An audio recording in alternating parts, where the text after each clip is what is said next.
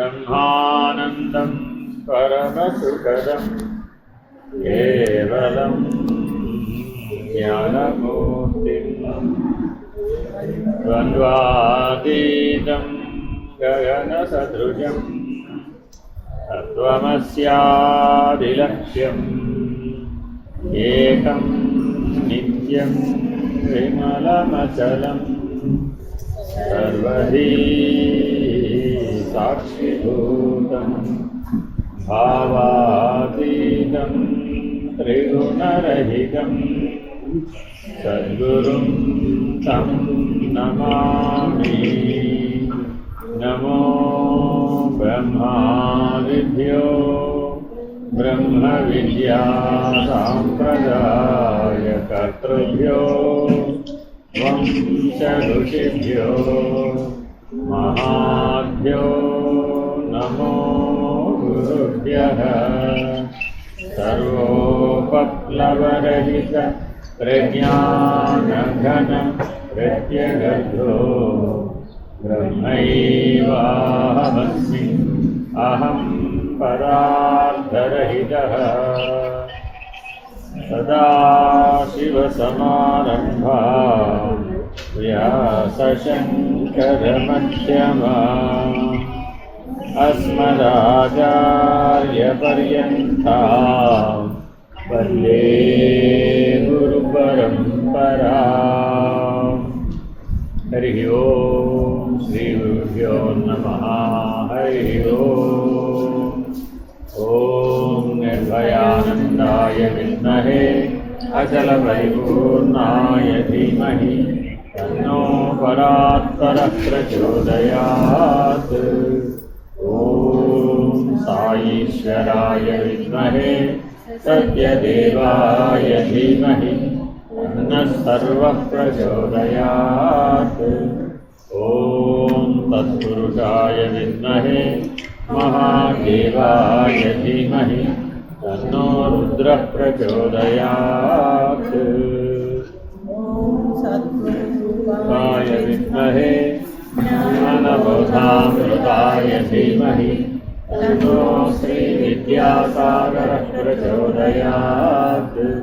स्वात्मानन्दाय विद्महे परिपूर्णानन्दाय धीमहि तन्नो देशिकेन्द्रः प्रचोदयात्।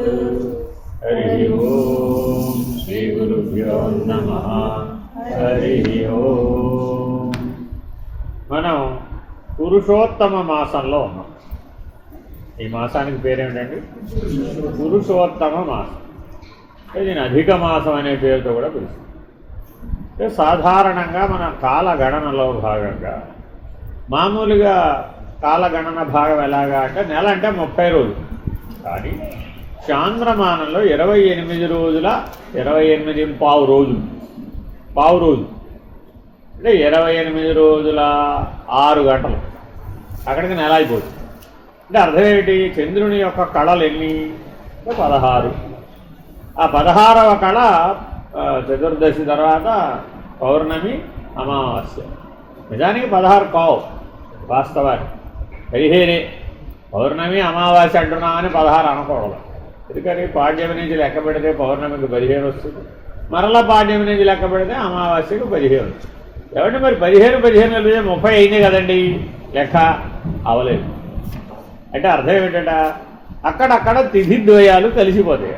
చంద్రుని యొక్క భ్రమణం దృష్ట్యా, అంటే భూమి చుట్టూ తిరిగే విధానం, సూర్యుడు చుట్టూ తిరిగే విధానం భూమితో కలిసి వీటన్నిటిని బట్టి గణన చేసి లెక్క కట్టారు.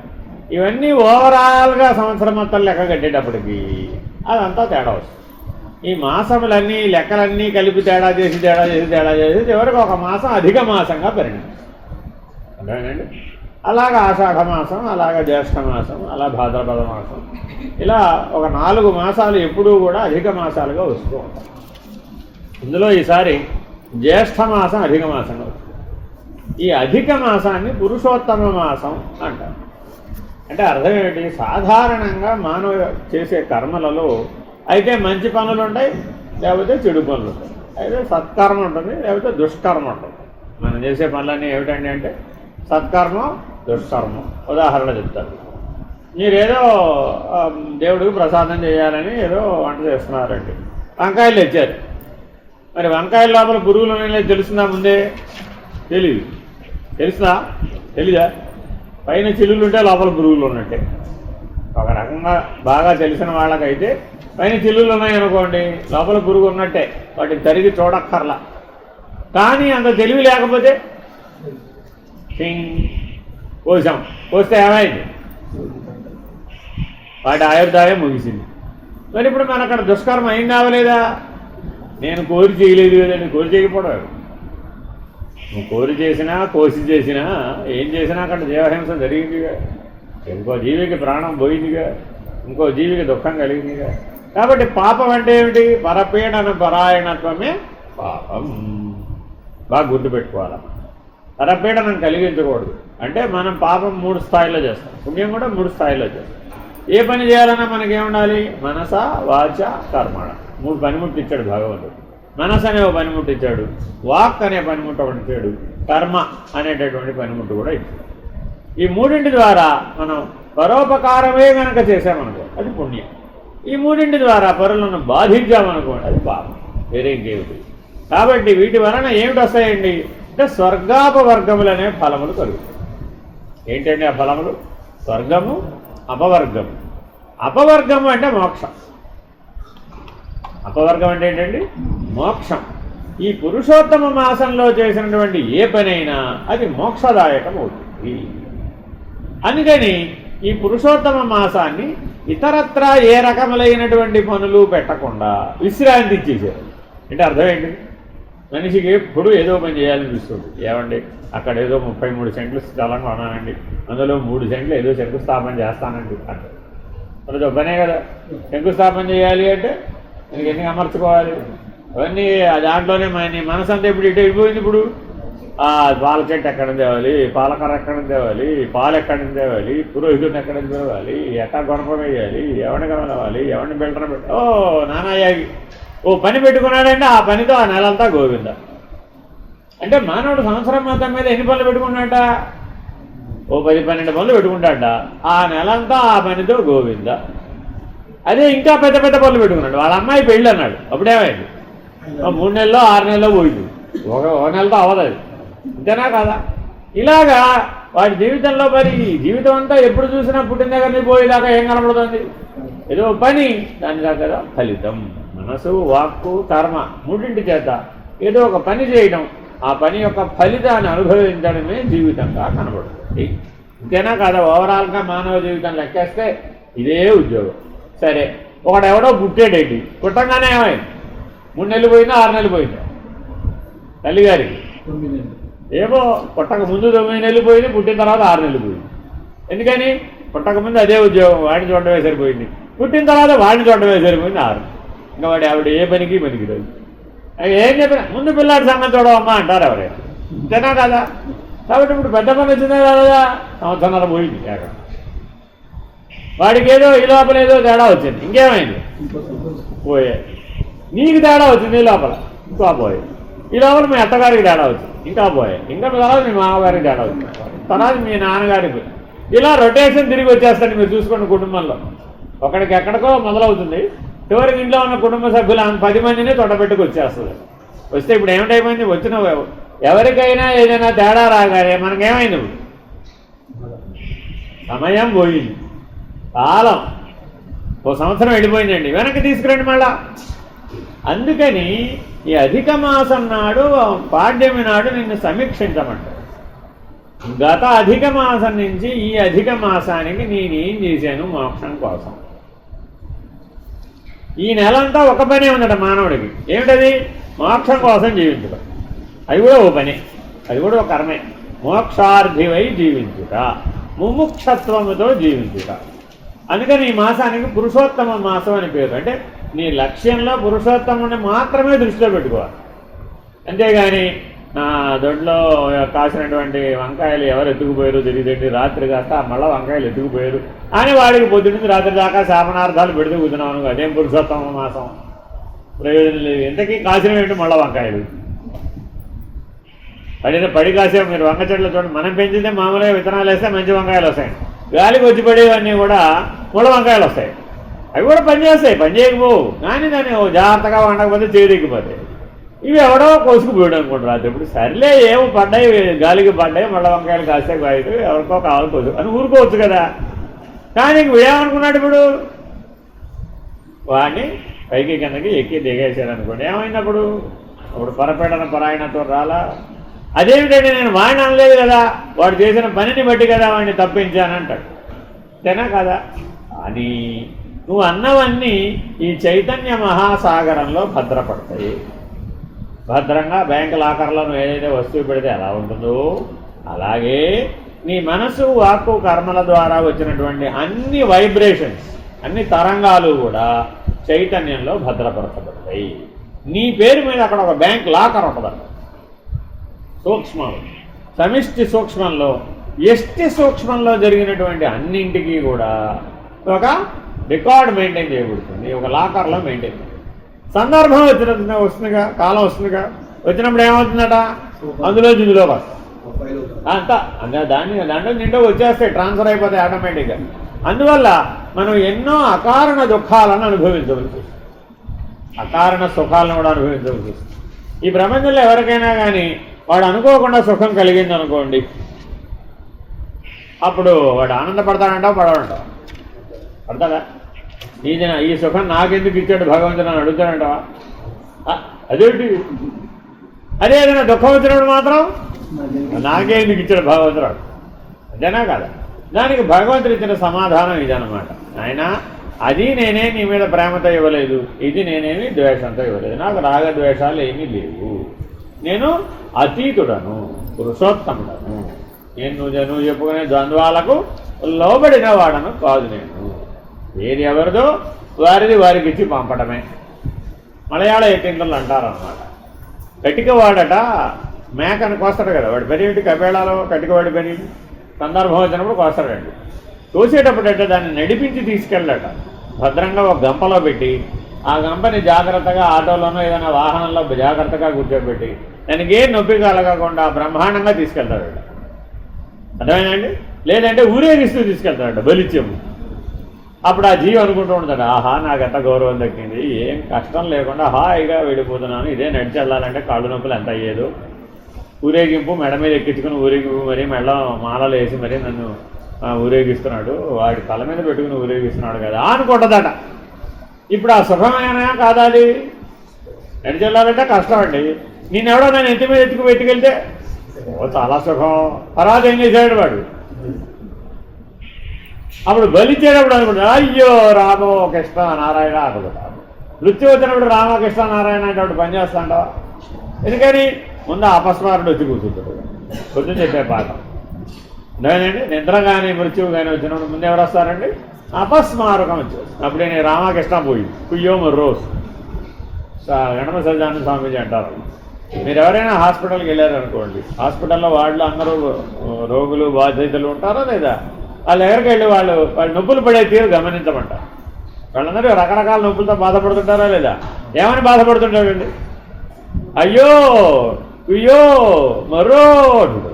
అప్పుడు కూడా రామకృష్ణ అంటట. అయ్యో రామా అనొచ్చు కదట, అనడట. ఎందుకని?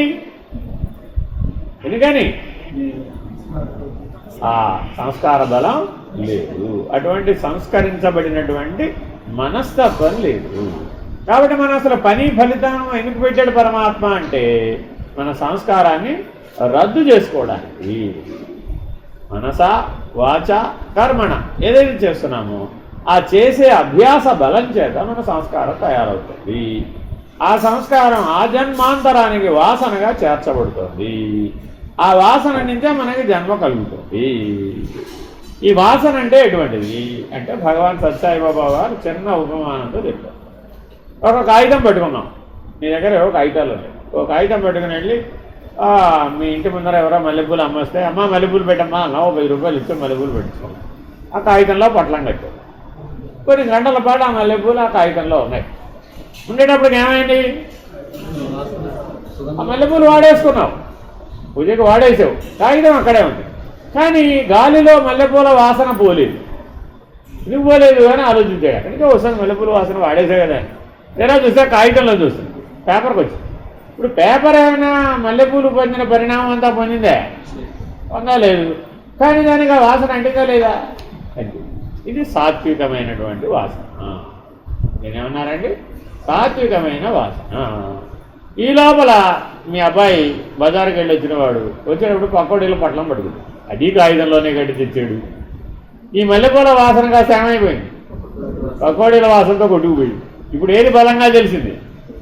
పకోడీల వాసనే తెలిసింది. అంతకుముందు మల్లెపూల వాసన తెలిసినటువంటి ముక్కుకి ఇప్పుడు సాత్విక వాసన తెలియటంలే. ఏమిటొచ్చింది ఇప్పుడు? పకోడీల వాసనే తెలిసింది. ఇది రాజసికమైన వాసన. ఎందుకనిట? మల్లెపూలు వాడేశావు, మళ్ళా నీకు వెంటనే కావాలని అనిపించదు, అక్కడికి సరిపెట్టేసుకున్నాడు, సంతృప్తి పడిపోయాడు. సాత్విక వాసనలో ఏతక్షణమే సంతృప్తి కలుగుతుంది, మళ్ళీ ఇంకా కావాలని అనిపించదు. పకోడీలు ఏం చేశాడు? తెచ్చినవాడు తలా ఒకటి పెట్టి, ఈ ఒకటి పెడితే వీళ్ళందరూ ఏం చేశారు? ఇదేంట్రా ఒకటి పెట్టేమేంటి అన్నారు. అంటే అర్థం ఏంటి? ఇంకా కావాలి. ఈ ఒకటి తిని సంతృప్తి పడ్డా? అంటే ఏం చేయమంటావేంటి? తలా పట్ల తెమ్మంటావేంటి అన్నాడు ఆయన. రజోగుణ దోషం ఏమైంది? ఇప్పుడు ప్రతిఫలించిందా లేదా? రేపు వెళ్ళినప్పుడు అందరికి తలా పట్లం పట్ల అన్నాడు వాళ్ళ. ఏమైనప్పుడు పని పెరిగిందా పెరిగిందా? ఫలితం కూడా పెరిగిందా? బాగా పకోడీలు రోజు తిన్నాం అనుకోండి, అప్పుడు ఏమైపోతుంది? బాగున్నాయి కదా అని రోజు పకోడీలు తినడం మొదలుపెట్టండి, ఏమైపోతుంది? ఒక నెల రోజులు తింటే నెలాంతానికి డాక్టర్ దగ్గరికి వెళ్ళి 10,000 రూపాయలు తలా బిల్లు చెల్లింది వాడు. ఎందుకని? టెస్ట్ చేయాలంటే మరి ఎండోస్కోప్ చేయాలి కదా, ఎండోస్కోప్ వేయాలంటే గొట్టం లోపలికి వేయాలంటే 10,000 కట్టాలి. ఇప్పుడు ఎంతమందికి వచ్చిన సమస్య? ఉన్న వారా అందరికీ వచ్చేసి మరి రజోగుణ ధర్మం కాస్త చివరికి ఎక్కడికి తీసుకెళ్ళి విడిచిపెట్టింది? తామసికమైనటువంటి అనారోగ్యకరమైన బాధలకి గురి చేసింది. సరే, ఇక్కడ దాకా కథ బాగానే.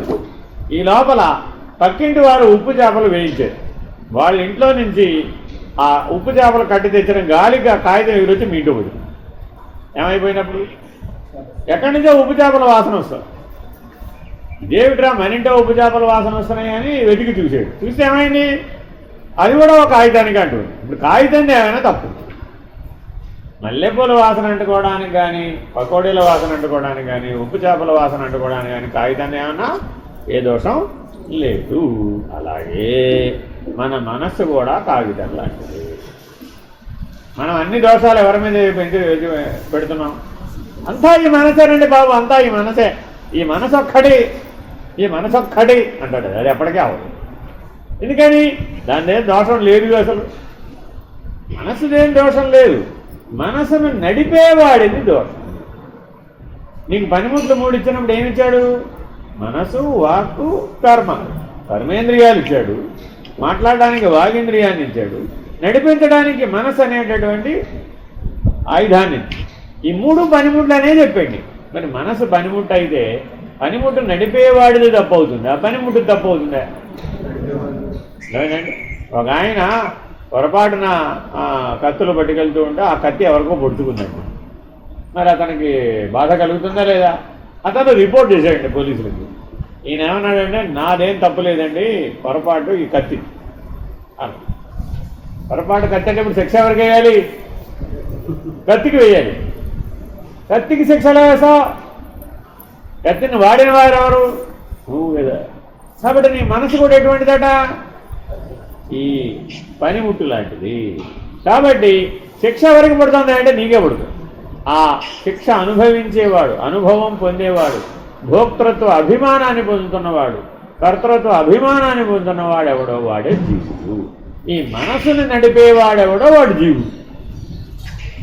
నడిపేటప్పుడు ఈ మనసుని వాడు ఏమనుకుంటున్నాడ? నాది అనుకుంటున్నాడు. ఈ పనిముట్లు ఏమనుకుంటున్నాడు? ఈ జీవుడు నాదే, నా మనసు ఏం బాగోలేదు. ఒక ఆయన డల్గా ఉన్నాడు. ఎందుకు డల్గా ఉన్నాడు రా బాబు? ఏమైందా? నీ నీరసం ఎందుకు వచ్చింది? నిరుత్సాహంగా ఎందుకు ఉన్నామంటే అయ్యేదండి నా మనసు ఏం బాగోట్లేదు. సరే, ఇంకొక ఆయన దగ్గరికి వెళ్ళాను. నా శరీరం ఏం బాగోట్లేదు, నా ప్రాణం ఏం బాగోట్లేదు. ఇలా చెప్పేవాళ్ళు ఉన్నారా లేదా? వృద్ధాప్యంలోకి వెళ్ళండి మీరు. వాళ్ళ ఇంట్లో ఆవిడకి ఆరోగ్యం బాగానే ఉంది, కానీ మానవ సంబంధాలు బాగలేవు. అప్పుడేమంటారు? నా మనసు బాగలేదు. ఆ మనసు బాగానే ఉంది, మానవ సంబంధాలు కూడా బాగానే ఉన్నాయి, కానీ ఆరోగ్యం చెడిపోయింది. అప్పుడేమైంది?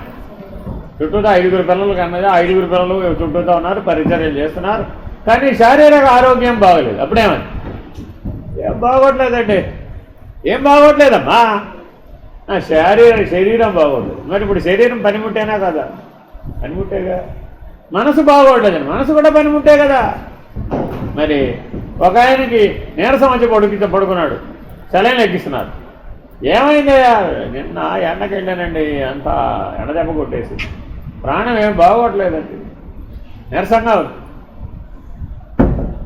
మరి ఇప్పుడు శరీరం బాగానే ఉంది, మనసు కూడా బాగానే ఉంది, మధ్యలో అనుసంధానం చేసే ప్రాణం బాగోదు. అర్థమైందండి? కాబట్టి ఈ మూడు నీకు పనిముట్లేనా కదా? శరీర ప్రాణ మనసులు మూడు నీకు పనిముట్లే. అదే విషయం భగవద్గీతలో మనకి సూటిగా చెప్పారు. ఇంద్రియేభ్య పరం మనః, మనసస్తు పర బుద్ధి, బుద్ధేస్తు పరతస్తు సహ అని ఒక మనకి ఉపదేశాన్ని పరమాత్మ భగవద్గీతలో చెప్పారు. కాబట్టి ఇవన్నీ ఎలా అమర్చబడ్డాయ్యా అంటే, ఒక ఇటుక మీద మరొక ఇటుక, ఇటుక మీద మరో ఇటుక ఎలా అయితే మీ ఇంటికి పెడుతున్నావో అలాగే కింద ఇంద్రియాలు, ఇంద్రియాలకు పైన మనస్సు, మనసుకు పైన బుద్ధి, బుద్ధికి పైన నేను, ఇలా ఉండడం మన వ్యవస్థ. కాబట్టి ఇందులో మా దోషం ఉంటే ఎవరిది? నేనుదే, ఆ నేననే జీవుడిదే. కాబట్టి ఈ జీవుడిని ఎప్పుడూ కూడా పురుషోత్తముడు అనేటటువంటి నిర్ణయం పొందడానికి ఈ జీవుడికి మూడు నిర్ణయాలు ఉన్నాయి. ఒకటేమిటి? క్షరపురుషుడు, అక్షర పురుషుడు, పురుషోత్తముడు. మూడు చోట్ల నేనే. ఈ నేనంటే ఏమిటయ్యా అంటే, అయితే క్షరపురుషుడు, లేకపోతే అక్షర పురుషుడు, లేకపోతే పురుషోత్తముడు. ఆ మూడింటిలోనూ నేనుందయ్యా బాబు. మరి ఇప్పుడు నువ్వు ఏ నేనంటున్నావు అంటే, కిందున్న వైపుకి తిరిగి ఉన్నాడు అంటే అధోముఖమైనటువంటి దృష్టి కలిగి ఉన్నవాడెవడు? వాడు క్షరపురుషుడు. అంటే అర్థం ఏంటి? ఈ శరీరం నాది, ఈ ప్రాణం నాది, ఈ మనస్సు నాది, ఈ సంసారం నాది, ఈ ప్రపంచం నాది, ఈ వస్తువులు నావి, ఈ జననం నాది, ఈ మరణం నాది, ఈ ఆస్తి నాది, ఈ పాస్తి నాది, ఈ పోయిందంతా నాదే, ఈ వచ్చేదంతా నాదే, ఆ రానిదంతా నాదే. ఇదికేమున్నాయండి? మూడు ఉన్నాయి. వచ్చిందంతా నాదే, పోయిందంతా నాదే, రానిది కూడా నాదే. మీరు కావాలంటే ఇది తెలియాలంటే స్టాక్ మార్కెట్కి వెళ్ళి చూడాలి. అర్థమైందండి? వాడు ఏదో కొంటాడండి, కొంటే వాడి దగ్గర ఇప్పుడు ఏమైనా ఉన్నాయా లేదా? వచ్చినాయా రాలేదా? వచ్చింది ఎవరికి? నాదే. అంతేనా కాదా? అంతకుముందు పోయిందా పోలేదా?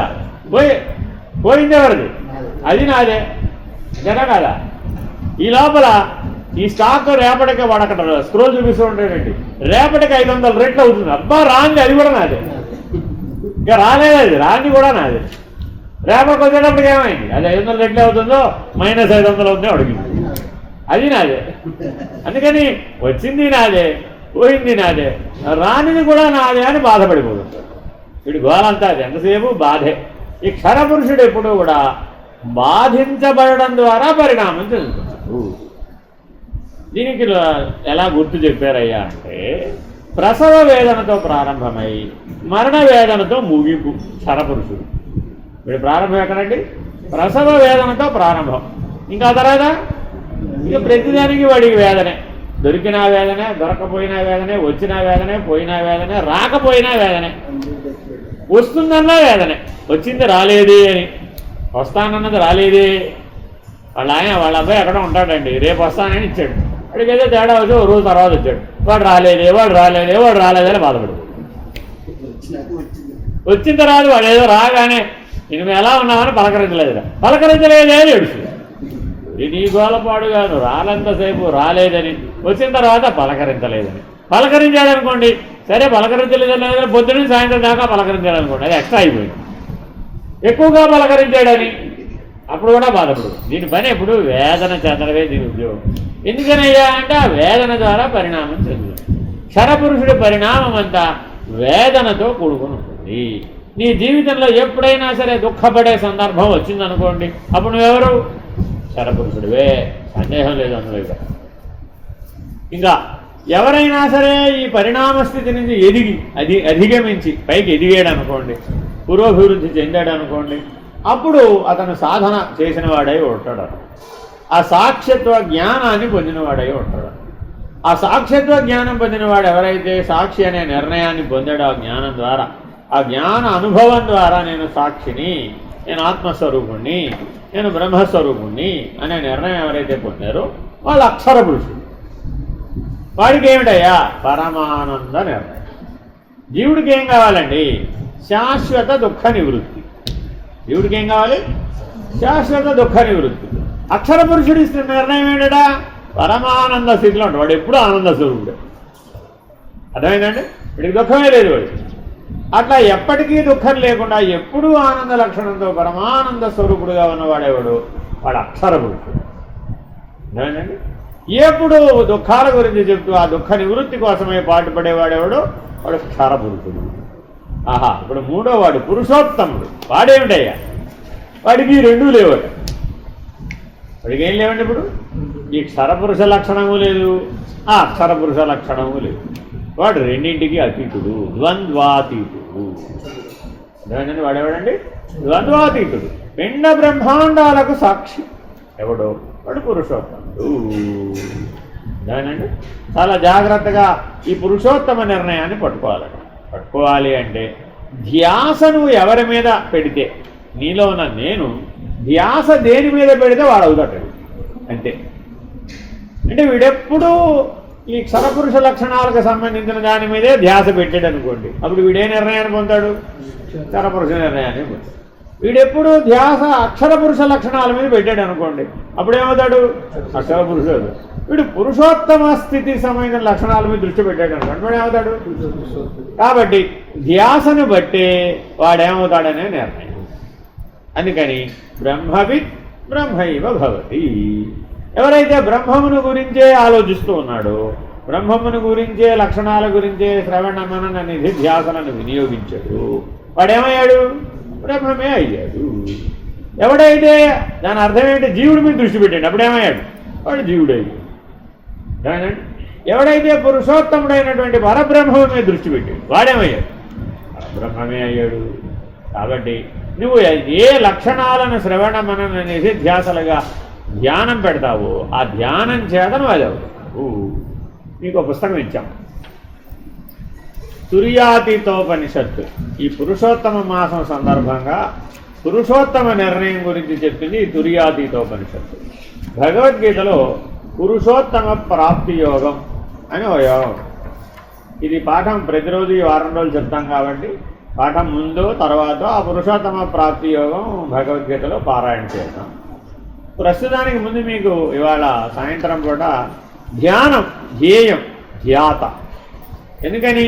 దీనిని బట్టే నువ్వు క్షరపురుషుడా, అక్షర పురుషుడా, పురుషోత్తముడా అనే నిర్ణయం కలుగుతుంది.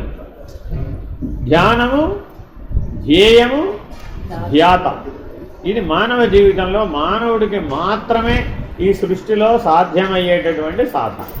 అర్థమైందండి? ఏ జీవరాశి కూడా ఈ ధ్యేయాకార స్థితిని పొందలేదు. మానవుడు మాత్రమే ఈ ధ్యేయంగా ఏది పెట్టుకుంటే అది నువ్వు అయిపోతావు. ధ్యేయంగా క్షరపురుషుడిని పెట్టుకున్నాడు, అది అయిపోయింది. ధ్యేయంగా అక్షర పురుషుడిని పెట్టుకున్నాడు, అది నువ్వు అయిపోతావు. ధ్యేయంగా పురుషోత్తముడిని పెట్టుకున్నాడు, అదే నువ్వు అయిపోతావు.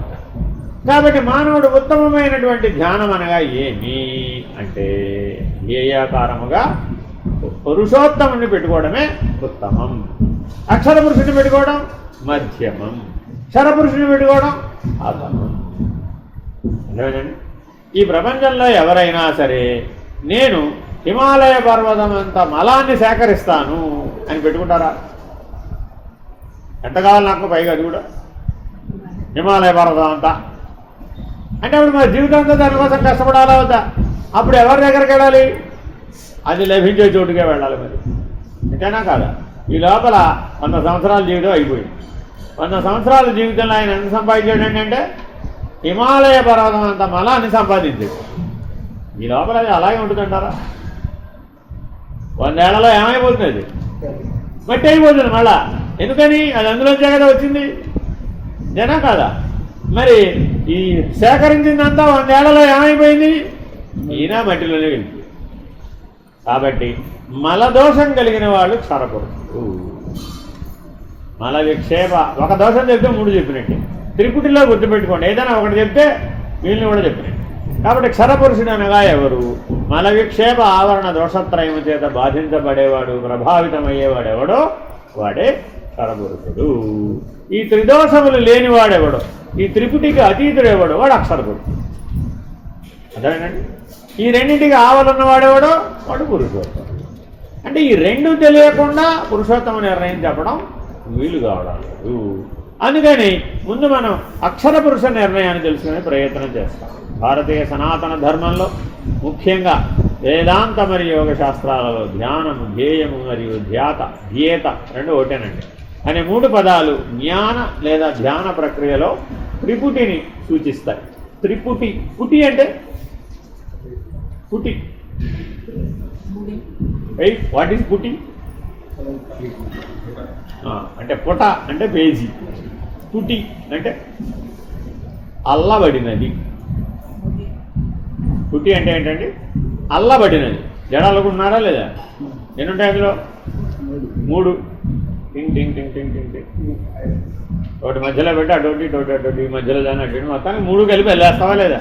అలా అల్లటాన్ని ఏమంటారు? పుటి అంటారు. అర్థమైందండి? తమిళంలో ఒక పేరు ఉంది, పుట్టి, చుట్టి, ఇలాంటి పేర్లు ఉంటాయి. సరే, ఏదేమైనా వీటన్నిటికీ మాతృక సంస్కృతం అన్నమాట. సో త్రిపుటి క్షరపురుషుల జీవితం అంతా ఒక అల్లిక అల్లుకుని ఉందట. ఏమిటా అల్లిక? 3 ఉన్నవన్నీ గజిబిజిగా అల్లుకున్నాయి. ఓ వరుస క్రమంలో అల్లుకోవాలి, గజిబిజిగా అల్లుకున్నాయట.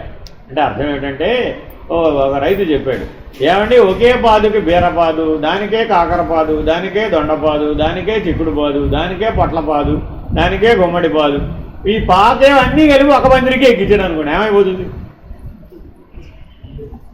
ఏమవుతుంది ఎవరికి తెలియదు. దానికి విడివిడిగా పండిస్తే పండుతాయి, కానీ ఇలా అన్నీ ఎక్కిస్తే ఏది సరిగా కాయదు. ఒకవేళ కాసిన ఆ ఫలితాన్ని మీరు సరిగా అందుకోలేదు. పైగా ఒకదానికి వచ్చే చీడపీడలు మరొకదానికి వచ్చేస్తాయి. పైగా అన్నీ ఒక కాలంలో పండవు. పండిద్దామన్నా అన్నీ ఒకే కాలంలో పండుతాయా? పండవు. పొట్లకాయలు వచ్చినప్పుడు మరొకటి రావు, మరొకటి వచ్చినప్పుడు మరొకటి రావు, ఒకటి వచ్చిన టైంలో మరో టైంలో రావు.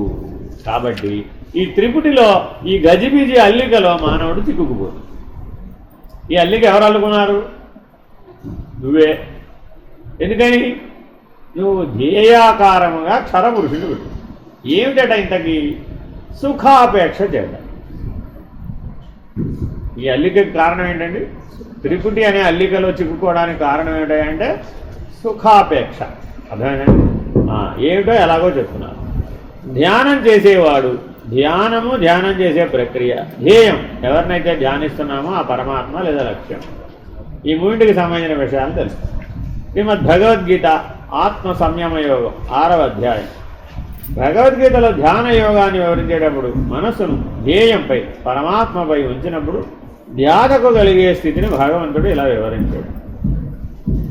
యత్రో పరమతే చిత్తం నిరుద్ధం యోగసేవయా, యత్ర చైవాత్మనాత్మానం పశ్యన్నాత్మని తుష్యతి, సుఖమాత్యంతికం యత్తద్బుద్ధిగ్రాహ్యమతీంద్రియం వేత్తి యత్ర న చైవాయం స్థితశ్చలతి తత్వతః అని ఎందులో చెప్పారండి? ఆత్మ సంయమ యోగంలో చెప్పారు. ఎక్కడుందో వెతుక్కున్నారా? ధ్యానం, ధ్యేయం, ధ్యాత అని ఒక హెడ్డింగ్తో ఒక పేజీ ఉంది. పేజీ నెంబర్లు ఇవ్వలేదు కాబట్టి చెప్పలేదు. చివరి నుంచి ఏదో చూసుకున్నాడు. 1, 2, 3, 4 పేజీ, 5వ పేజీ. కాబట్టి ఎవరైతే యత్రో పరమతే చిత్తం, రమించువారెవరురా అంటే అనే పాట ఉందా లేదా? రమించువారెవరురా రఘుత్తమ అని ఒక పాట, ఒక ప్రశ్న వేసాడు త్యాగరాజు గారు. అర్థమేనండి? రమించేవాడు ఎవడయ్యా బాబు? ఈ ప్రపంచంతో కలిసిపోతున్నవాడు ఎవడు? రమించడం అంటే ఏంటి? కలిసిపోవడం. మనం అందరం దేంతో కలిసిపోతున్నవాడు? క్షరపురుషుడుగా. నశ్వరమైనటువంటివి, అశాశ్వతమైనటువంటివి వాటిలో కలిసిపోతున్నాము. ఆ పరిణామం చెందే వాటితో కలిసిపోవడం చేత ఒక దోషం వచ్చింది. నేను కూడా నశించేవాడినే. అర్థమైందండి?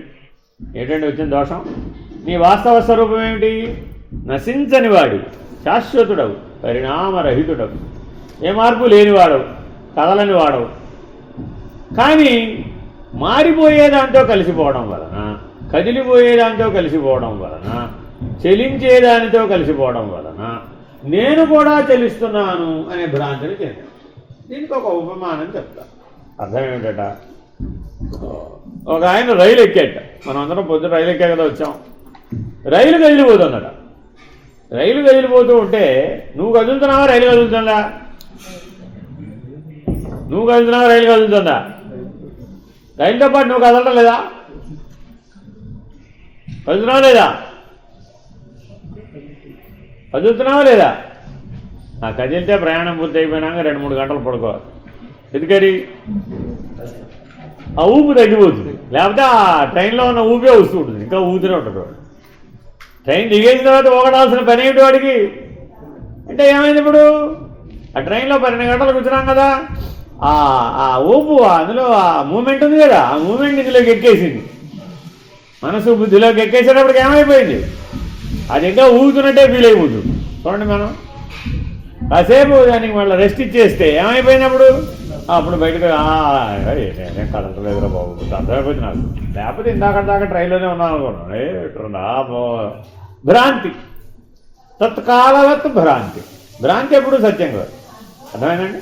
అలాగా ఆ కలిసి అందులో ఉన్నంతసేపు అందులో కలిసిపోయామంటే ఇప్పుడు దాని వేగంతో మనం కూడా కలిసిపోయాం. జరిగింది ఏంటంటే అంటే దాని వేగంతో కలిసిపోయామంటున్నాం.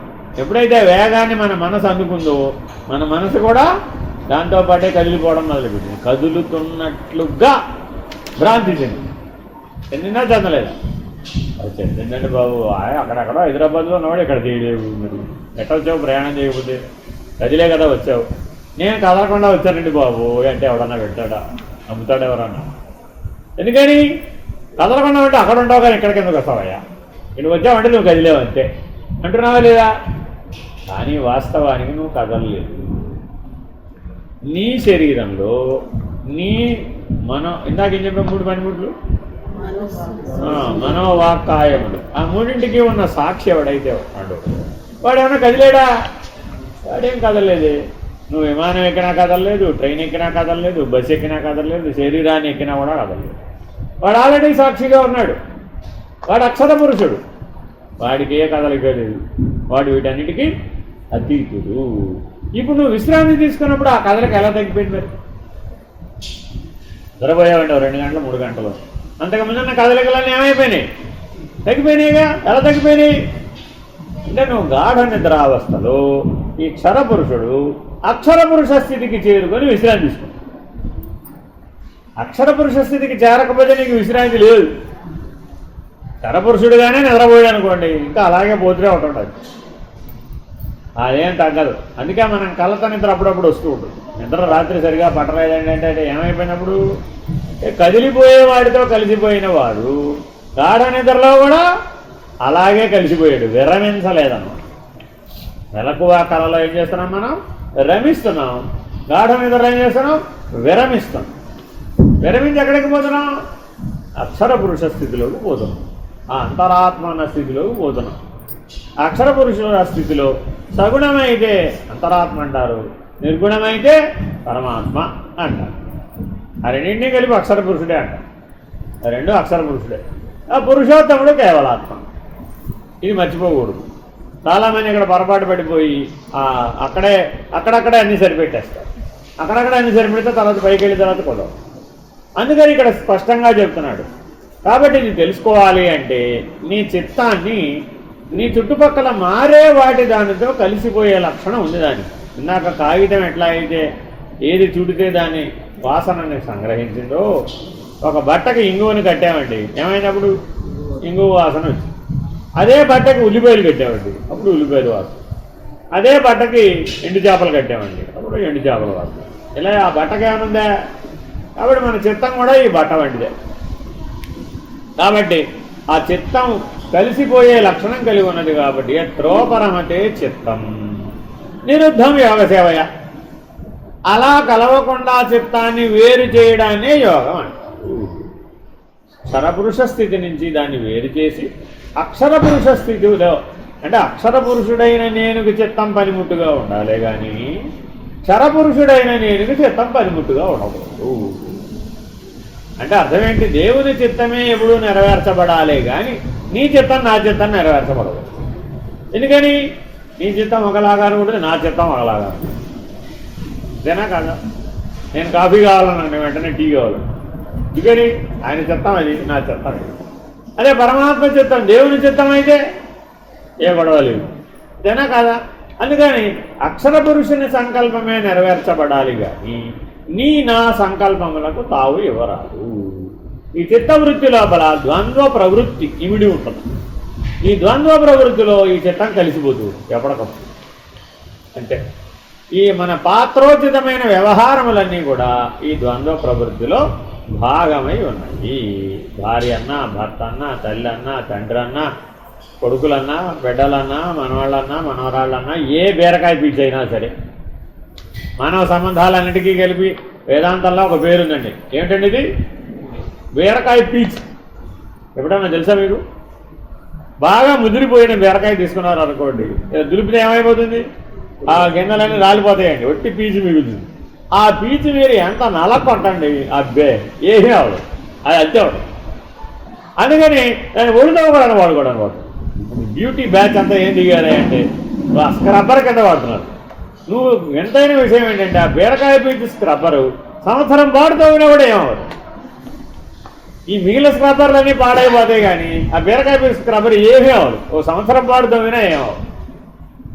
అది తెగిపోదండి, విరిగిపోదు. కోసినా తెగదు, అది అంత గట్టిగా ఉంటుంది. చాకు పెట్టి కోస్తే బీరకాయ పీచు తెగదు. ఇది మీకు ఎవరికి తెలియదు, గ్రామంలో ఉన్న వాళ్ళకి బాగా తెలుసు.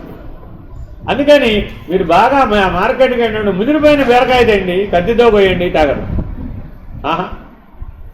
దానికి పెద్ద కైమా కత్తి అంటే పెద్ద కత్తిగా, లేదంటే మామిడికాయ ఆవకాయ ముక్కలు కొట్టే పెద్ద కత్తి ఉంటుంది, అటువంటి పెద్ద కత్తిగా ఉంటుంది.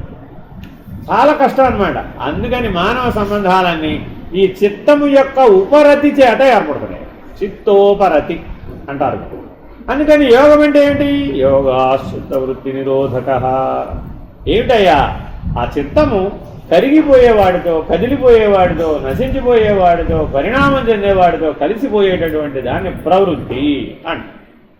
మన జీవితాలలో ఏ సందర్భాలైనా, ఏ పరిస్థితులైనా పునః పునః వచ్చినవే మరలా వస్తుంది. కొత్తవేవి రావు. నిన్న ఆకలి వేసినా వేయలేదా? ఇవాళ ఆకలి వేసినా వేయలేదా? నిన్న ఆకలి కంటే ఇవాళ ఆకలి వేరేనండి అంటావే కాదు. నిన్న నిద్ర వచ్చిందా రాలేదా? ఇవాళ నిద్ర వచ్చిందా రాలేదా? నిన్న నిద్ర వేరే, ఇవాళ నిద్ర వేరే అంటావేమిటి? ఎందుకని? అవన్నీ వృత్తి సంబంధమే. ఆ నిద్ర కూడా ఒక వృత్తే, ఈ మెలకువ కూడా ఒక వృత్తే, ఆ వ్యవహారం కూడా ఒక వృత్తే. అన్నీ వృత్తులే. నిన్న అన్నమే తినటం లేదా, పోయిన నిద్రే పోవటం లేదా, ఏ కొత్త సుఖం ఉన్నది అని చిత్తానికి బోధించాలట. ఎప్పుడైతే బోధిస్తావో అప్పుడేమైంది? ఆ గ్రహింపు వచ్చింది, లేకపోతే ఆ గ్రహింపు రాదు. కాబట్టి యోగి కావలసిన వాడు ఏం చేయాలండి? తప్పక యోగాశ్చిత్తవృత్తి నిరోధక. అలా అయింది. చేస్తే ఏమైంది? ఎత్ర చైవాత్మనాత్మానం పశ్యన్నాత్మని దుష్యం. అలా ఎవడైతే చేశాడో వాడి చిత్తాన్ని చిత్ స్థితికి లేవనెత్తాడు. ఏం చేశాడు? ఇప్పుడు చిత్ స్థితికి లేవనెత్తాడు. ఎప్పుడైతే చిత్తము అన్న స్థితి నుంచి చిత్ అన్న స్థితికి నువ్వు లేవనెత్తావో, పురోగమనం చెందావో, పరిణామం చెందావో, ఆ చిత్తం ఏమిటి? చైతన్యం అయిపోయింది. చిత్ అనే స్థితికి చేరినప్పుడు ఏమైంది? చైతన్యం. చైతన్యం అంటే ఏమిటి? ప్రకాశం. అట్టి ప్రకాశం వల్ల ఏమైంది? శుభం. దానివలన తన యొక్క స్వస్వరూపాన్ని తెలుసుకోగలిగింది.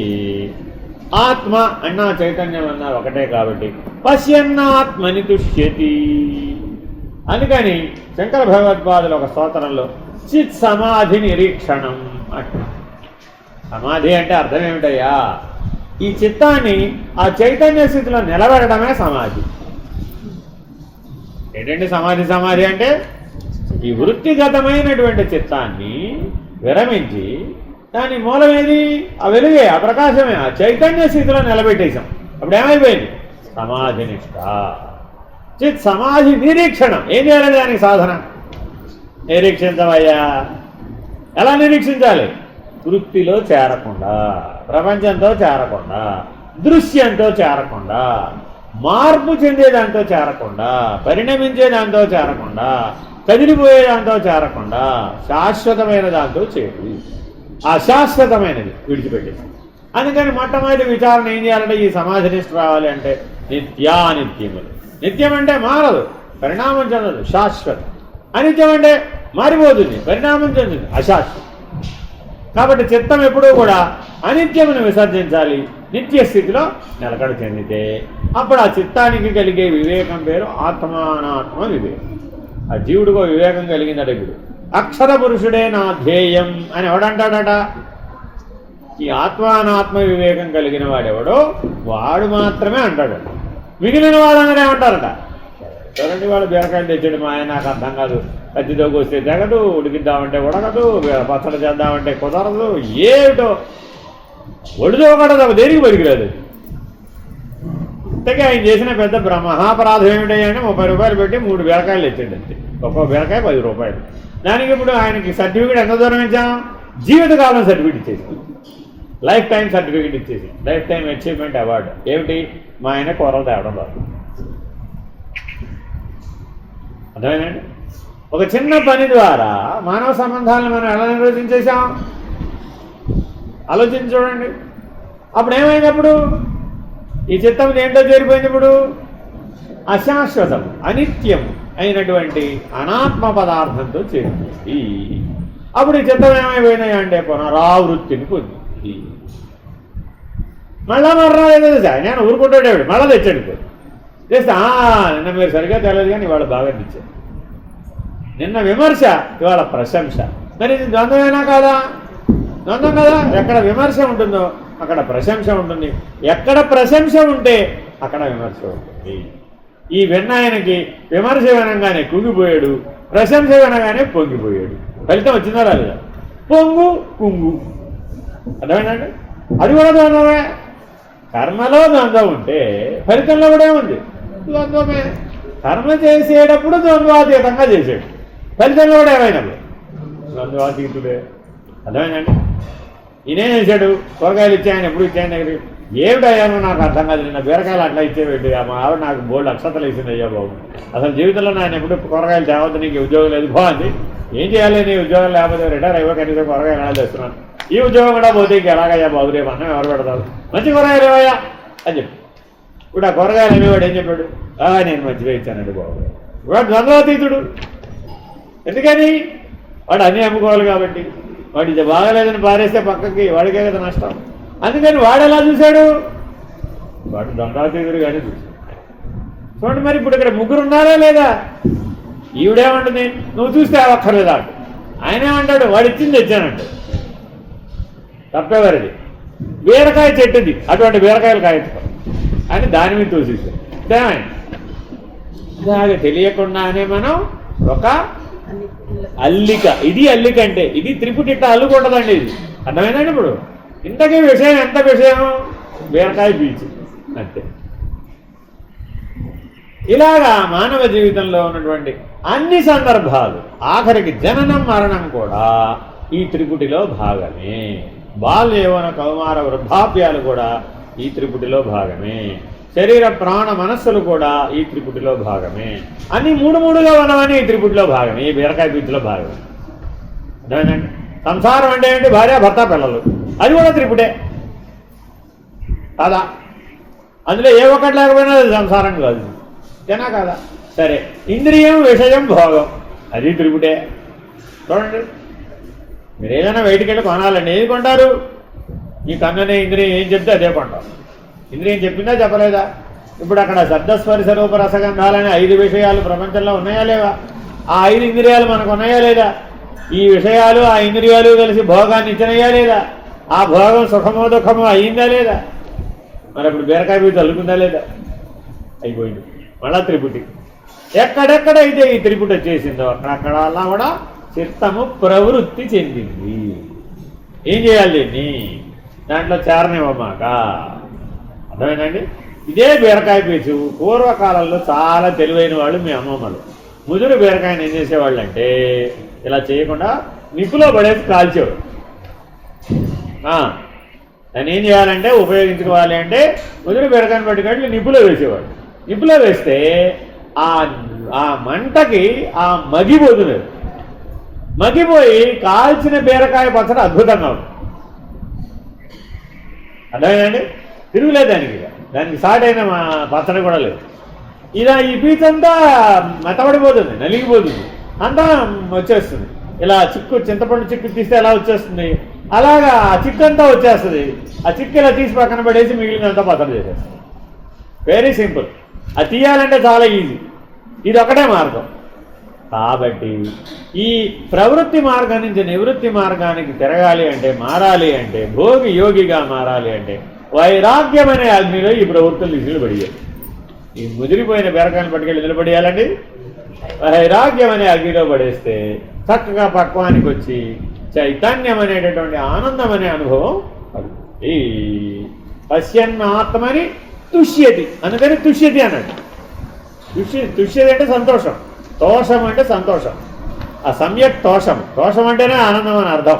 సంతోషం అంటే బాగా బలమైన ఆనందం. తుష్యతి రమంతిచ, ఇటు రమంతిచ అంటే ఇటు కలిసిపోయే బదులు అటు కలిసిపోవాలి. తన మూలంలో తాను కలిసిపోవాలే కానీ తనకు అన్యమైనటువంటి దాంట్లో కలిసిపోకూడదు. సుఖం ఆత్యంతికం యత్తద్బుద్ధిగ్రాహ్యం అతీంద్రియం. ఈ వాక్యం చాలా విశేషమైన సూత్రం అండి. మనకి భగవంతుడు బుద్ధి ఎందుకు ఇచ్చాడు, మిగిలిన జీవరాశికి ఎందుకు ఇవ్వలేదు? మిగిలిన 84 లక్షల జీవరాశులు భగవంతుడికి సమానమే అయినప్పటికీ మానవుడికి మాత్రమే బుద్ధిని ఇచ్చాడు. ఎందుకయ్యా అంటే బుద్ధిగ్రాహ్యం అతీంద్రియం. ఈ బుద్ధిలో ఒక లక్షణం ఉందట, సుఖాపేక్ష. దేనికైనా ఏం కావాలట నీకు? సుఖాపేక్ష. అంతేనా కదా?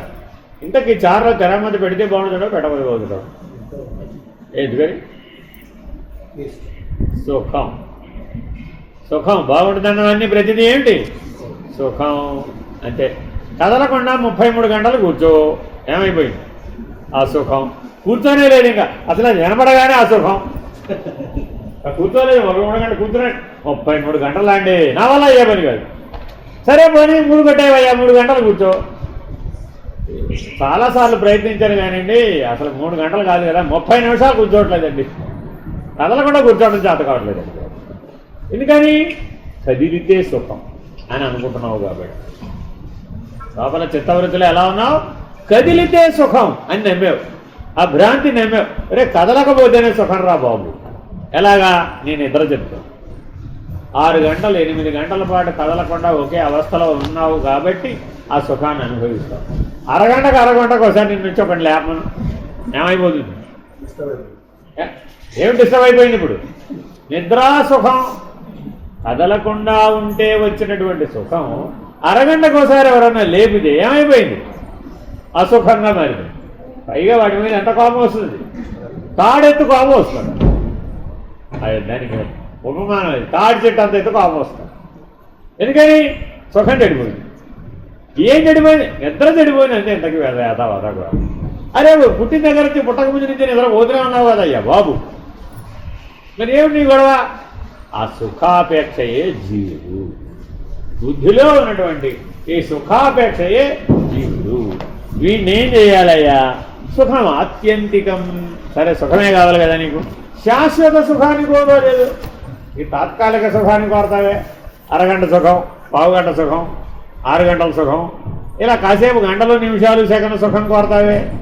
ఇంకేదైనా విషయ సుఖం ఉందండి, ఎంతసేపు ఉంటుంది? అన్నింటిలోకైనా నిద్రా సుఖమే 6 గంటలు ఉండేది. మిగిలినదని అరగంట 6 నిమిషమే, అంతకుమించి వేరే ఏ సుఖాలు లేవు. ఆ అరగంట 6 నిమిషం సుఖాల వల్ల ఏమిటి ప్రయోజనం? పచ్చిమిరకాయ బజ్జీ తిన్నామండి, ఎంతసేపు సుఖం ఉంటుంది? నోరు కాలినంతసేపు. తినా కదా 6 నిమిషం సుఖం అది. మళ్ళీ వెంటనే పాయసం తాగావు, అది ఉపశమించింది. అదెంత సుఖం? నాలిక కిందకి దిగేంతవరకే. అంతేనా కదా? అన్ని రుచులు నాలిక ద్వారా సుఖాన్ని అనుభవిస్తున్నావు కదా. నాలిక ఏ రుచిలో ఉంటుంది? నాలిక ఏ రుచిలో ఉంటుంది? నాలికకి ఏ రుచి లేదు. అన్ని రుచులను గ్రహించగలిగే నాలికకి ఏ రుచి ఉండదు. చూడండి, అంటే ఆధారమైన దానికి ఏ రకమైనటువంటి మార్పు లేదు, పరిణామం లేదు, వ్యవహారం లేదు. అది ఎప్పుడు కూడా దేనికి లొంగకుండా అలాగే ఉంది. కానీ ఆధేయ స్థితిలో మాత్రం అన్నింటినీ గ్రహించగలుగుతుంది. అనుభవించగలుగుతుంది, సుఖదుఖ నిర్ణయం చేయగలుగుతుంది, ద్వంద్వానుభవాల్లో మునిగిపోదు. కాబట్టి ఆధారము అక్షర పురుషుడు, ఆధేయము క్షర పురుషుడు. ఆధారమైన అక్షర పురుష స్థితిలో నువ్వు నిలబెట్టుకోవాలి అంటే బుద్ధిని ఎప్పుడూ కూడా బుద్ధిగ్రాహ్యం అతీంద్రియం, ఇంద్రియాలకు అతీతమైనటువంటి అక్షర పురుషుడి దగ్గర ఈ బుద్ధిని నిలబెట్టడం నేర్చుకో. దాన్నే ధ్యానం అంటారు. ధ్యానం అంటే అర్థం ఏంటి? మొదటిసారి ఏం చెప్పాడు? చిత్తమును చిత్ స్థితిలో, చైతన్య స్థితిలో నిలబడాన్నే సమాధి అంటారు. ఆ సమాధి నిష్ట రావాలంటే మరి నువ్వు ధ్యానం చేయాలవుతా? చెయ్యాలి కదా. ధ్యానం అంటే ఏమిటి? బుద్ధిగ్రాహ్యం అతీంద్రియం. ఈ బుద్ధిని ఇంద్రియాలకు సాక్షి అయినటువంటి అతీతమైనటువంటి అక్షర పురుష స్థితిలో నిలపడమే, ఆత్మభావంలో బుద్ధిని నిలపడమే ధ్యానం. వేత్తి యత్ర నజైవాయం స్థితశ్చలతి తత్వతః. ఇలా ఎవడైతే వేత్త అవుతాడో, వేత్త అంటే బాగా తెలిసిన వాడు. ఏం తెలుసుకున్నాడు? తనను తాను బాగా తెలుసుకున్నాడు. ఆ తనను తానా బాగా తెలుసుకున్నటువంటి వేత్త ఎవడైతే ఉంటాడో వాడు స్థితశ్చలతి తత్వతః, ఏ చలనములు లేకుండా తత్వతః నిశ్చలుడై ఉంటాడు. తత్సంగత్వే నిస్సంగత్వం, నిస్సంగత్వే నిర్మోహత్వం, నిర్మోహత్వే నిశ్చలతత్వం, నిశ్చలతత్వే జీవన్ముక్తి. చూడండి, అన్ని చోట్ల తత్వమే. ఆ నిశ్చలతత్వం రాకుండా జీవన్ముక్తి రాదు. కాబట్టి మానవుడు ఎప్పటికైనా ధ్యేయాకార వస్తువుగా మారవలసిందే. ధ్యాన స్థితి నుంచి ధ్యాత ధ్యేయాకార స్థితికి చేరాలి. అంటే ధ్యాత మధ్యలో ఉన్నాడు అనుకోండి, ఇటువైపు ధ్యానం ఉంటుంది, ఇటువైపు ధ్యేయం ఉంటుంది. ఈ ధ్యాన సహాయంతో ఈ ధ్యేయాకారమును చేరాలి. అర్థమేనండి? ఇదేమో ప్రకృతి. ఈ ధ్యానం ఏమిటండి? ప్రకృతి. ఇంద్రియాలు లేకపోతే ధ్యానం చేయలేవుగా. మరి ఈ ప్రకృతి సహాయాన్ని తీసుకోవాలి. తీసుకుని ఏం చేయాలి? ధ్యేయాకారమైనటువంటి ఈశ్వరుడు యందు దృష్టి ఉంచాలి. పరమాత్మ యందు దృష్టి ఉంచాలి. అక్షర పురుషుని యందు దృష్టి నిలిపి ఉంచాలి. దీన్ని యోగాభ్యాసం అంటారు. ఇందులోనే సమాధినిష్ట కలుగుతుంది. అది పరిశుద్ధమైనటువంటి బుద్ధి చేత ఆ ధ్యేయాన్ని దర్శిస్తాడు, ఆనందిస్తాడు. అదే సరి అయినటువంటి పరిపాకనం. సరిగ్గా ధ్యానం కుదిరింది అన్నది మీకు రోజులు ఉంటాయా ఉండవా? ఉంటాయి, కొన్ని రోజులు ఉంటాయండి. వాడు ఎంత బాగా కుదిరిందో. ఏమిటి బాగా కుదిరింది? హృదయ స్థానంలోకి వెళ్ళి కూర్చున్నాడు. ఈ అంతఃకరణాన్ని విడిచిపెట్టేసి ఏం చేశాడు? ఈ అంతఃకరణం పుట్టేటటువంటి లయస్థానం అయ్యేటటువంటి, పుట్టేటటువంటిది పోయేటటువంటిది ఎక్కడ అంటే హృదయంలోనే. ప్రాణ మనస్సులు పుట్టేది పోయేది ఎక్కడండి అంటే ఆ హృదయ స్థానంలో. ఆ హృదయ స్థానంలోకి ఎప్పుడైతే చేరేవో ఆనాడు నీకు ఆనంద లక్షణం కలిగింది. సచ్చిదానందములలో ఉన్నటువంటి కారణరహిత ఆనంద లక్షణం కలిగింది. నీకు అప్పుడప్పుడు నిద్రలో కూడా కలుగుతుందండి. ఎరుకతో కూడిన నిద్రపోయినప్పుడు కలుగుతుంది. మామూలుగా కలదు. మీరేదో గురుపెట్టి నిద్రపోతే కలదు. గాఢ నిద్ర, శవంలాగా నిద్రపోతే కలదు. ఎరుకతో కూడిన నిద్రపోయిన నాడు మీకు ఆనంద లక్షణం హృదయ స్థానంలో అనుభవిస్తారు. పతంజలి యోగ సూత్రములలో విభూతి పాదం మహర్షి పతంజలి అనే యోగ సూత్రాలలో ధ్యానము మరియు సమాధి స్థితులలో ఈ త్రిపుటి ఎలా లయమవుతుందో అద్భుతంగా నిర్వచించాడు. అందుకే మీకు యోగ సూత్రాల హంస గ్రూప్ వాళ్ళకి చెప్తానన్నారు. కాకపోతే 4 రోజులు రమ్మంటే మేము ఎవరు రానున్నారు కాబట్టి అది వాయిదా వేసి. తత్ర ప్రత్యేకతానత ధ్యానం తదేవార్థమాత్ర నిర్భాసం స్వరూపశూన్యమివ సమాధి అని చెప్పారు వారు సమాధి పాదంలో.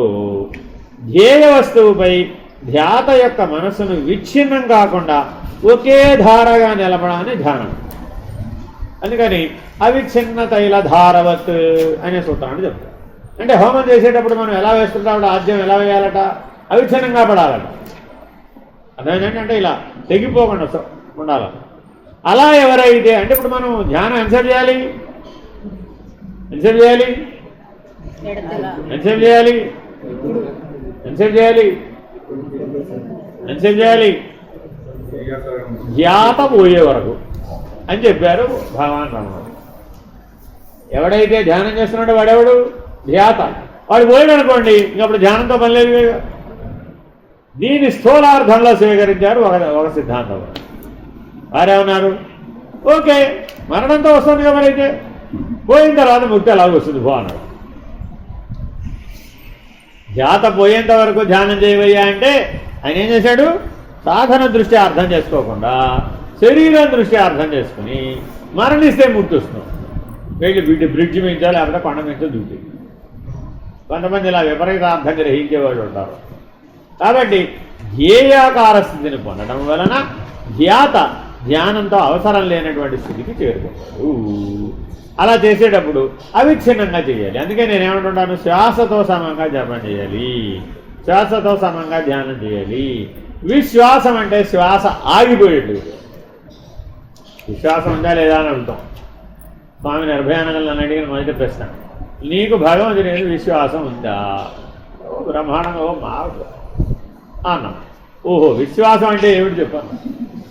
విశ్వాసం అంటే ఏమిటంటే మనం అయితే ఏం చెప్తాం, రోజు కొబ్బరికాయ నైవేద్యం పెడతామండి, రోజు బెల్లం పెడతామండి. నైవేద్యాలు షోడశోపచార పూజలన్నీ విశ్వాసంతోనే చేస్తున్నాం. గుళ్ళో దేనికో ఎలా చేస్తున్నాం? విశ్వాసంతోనే చేస్తున్నాం. ఆరాధనలన్నీ దేంతో చేస్తున్నాం? విశ్వాసంతోనే చేస్తున్నాం. వ్యవహారం అంతా దేంతో చేస్తున్నాం? దేవుడు ఉన్నాడనే విశ్వాసంతోనే చేస్తున్నాం. అబ్బా, బాగా తెలిసినట్టేనే నీకు ఈశ్వరాజ్ఞ లేకపోతే నువ్వు శ్వాస తీసుకోకూడదయ్యా, అది విశ్వాసం అంటే. భగవంతుని యొక్క స్మరణ ఆజ్ఞ లేకుండా గాలి తీసుకుని విడిచిపెట్టకూడదు, వాడు విశ్వాసం కలిగినాడు. కాబట్టి అందుకని సమాధి నిష్ఠ అనగా ఏమి అంటే ప్రాణ మనస్సులను ఉపయోగించకుండా ఉంచుట అని ఒక అర్థం. ఏంటంటే ప్రాణ మనస్సులను వాడకూడదు. అలాంటి సమస్థితిలో నిలిచి ఉండాలి. నీ బుద్ధి ఎలా ఉండాలయ్యా? ఆ ధీశక్తి ఎప్పుడు ప్రజ్ఞాస్థితిలో స్థిరమై ఉండి ప్రాణ మనస్సులను వాడకూడదు.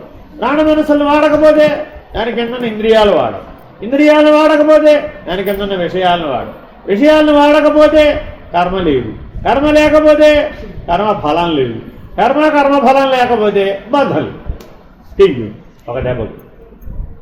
కాబట్టి ఎవడైతే బుద్ధిని ప్రజ్ఞాస్థితిలో స్థితప్రజ్ఞుడై నిలిపి ఉంచుతాడో దాన్నే సమాధినిష్ట అంటారు. సమాధి ఆ ధ్యానమే పరిపక్వమై కేవలం ధ్యేయ వస్తువు యొక్క రూపం మాత్రమే ప్రకాశిస్తూ ధ్యాత తనను తాను మరిచిపోతే స్వరూప శూన్యమైనట్టయితే ఆ స్థితిని సమాధి అంటారు. తన నామరూపాలను తాను కోల్పోయిన వాడైతే, దీనికి రామకృష్ణ పరమహంస బోధామృతంలో సూటిగా చెప్పారనమాట. పంచదార పటిక బెల్లం తీసుకున్నామండి, బాగుందా బాగాలేదా? దానికి రూపం బాగుందా, గట్టిగా ఉందా? పటిక బెల్లం గట్టిగా ఉంటుంది కదా, మన దాన్ని తీసుకెళ్ళి పాలల్లో వేశాం, ఏమైపోయింది? కరిగిపోయినా? అలా కరిగిపోవడమే సమాధి. ఇప్పుడు పటిక బెల్లం ఎక్కడ ఉంది? లేదా? ఉందా లేదా? పటిక బెల్లం ఇప్పుడు ఆ పాలల్లో ఉందా లేదా? ఉందా లేదా అంటే లేదు, మూడో అంతా చెప్తాడు. ఉందా లేదా? లేదు. ఎత్తుపెట్టు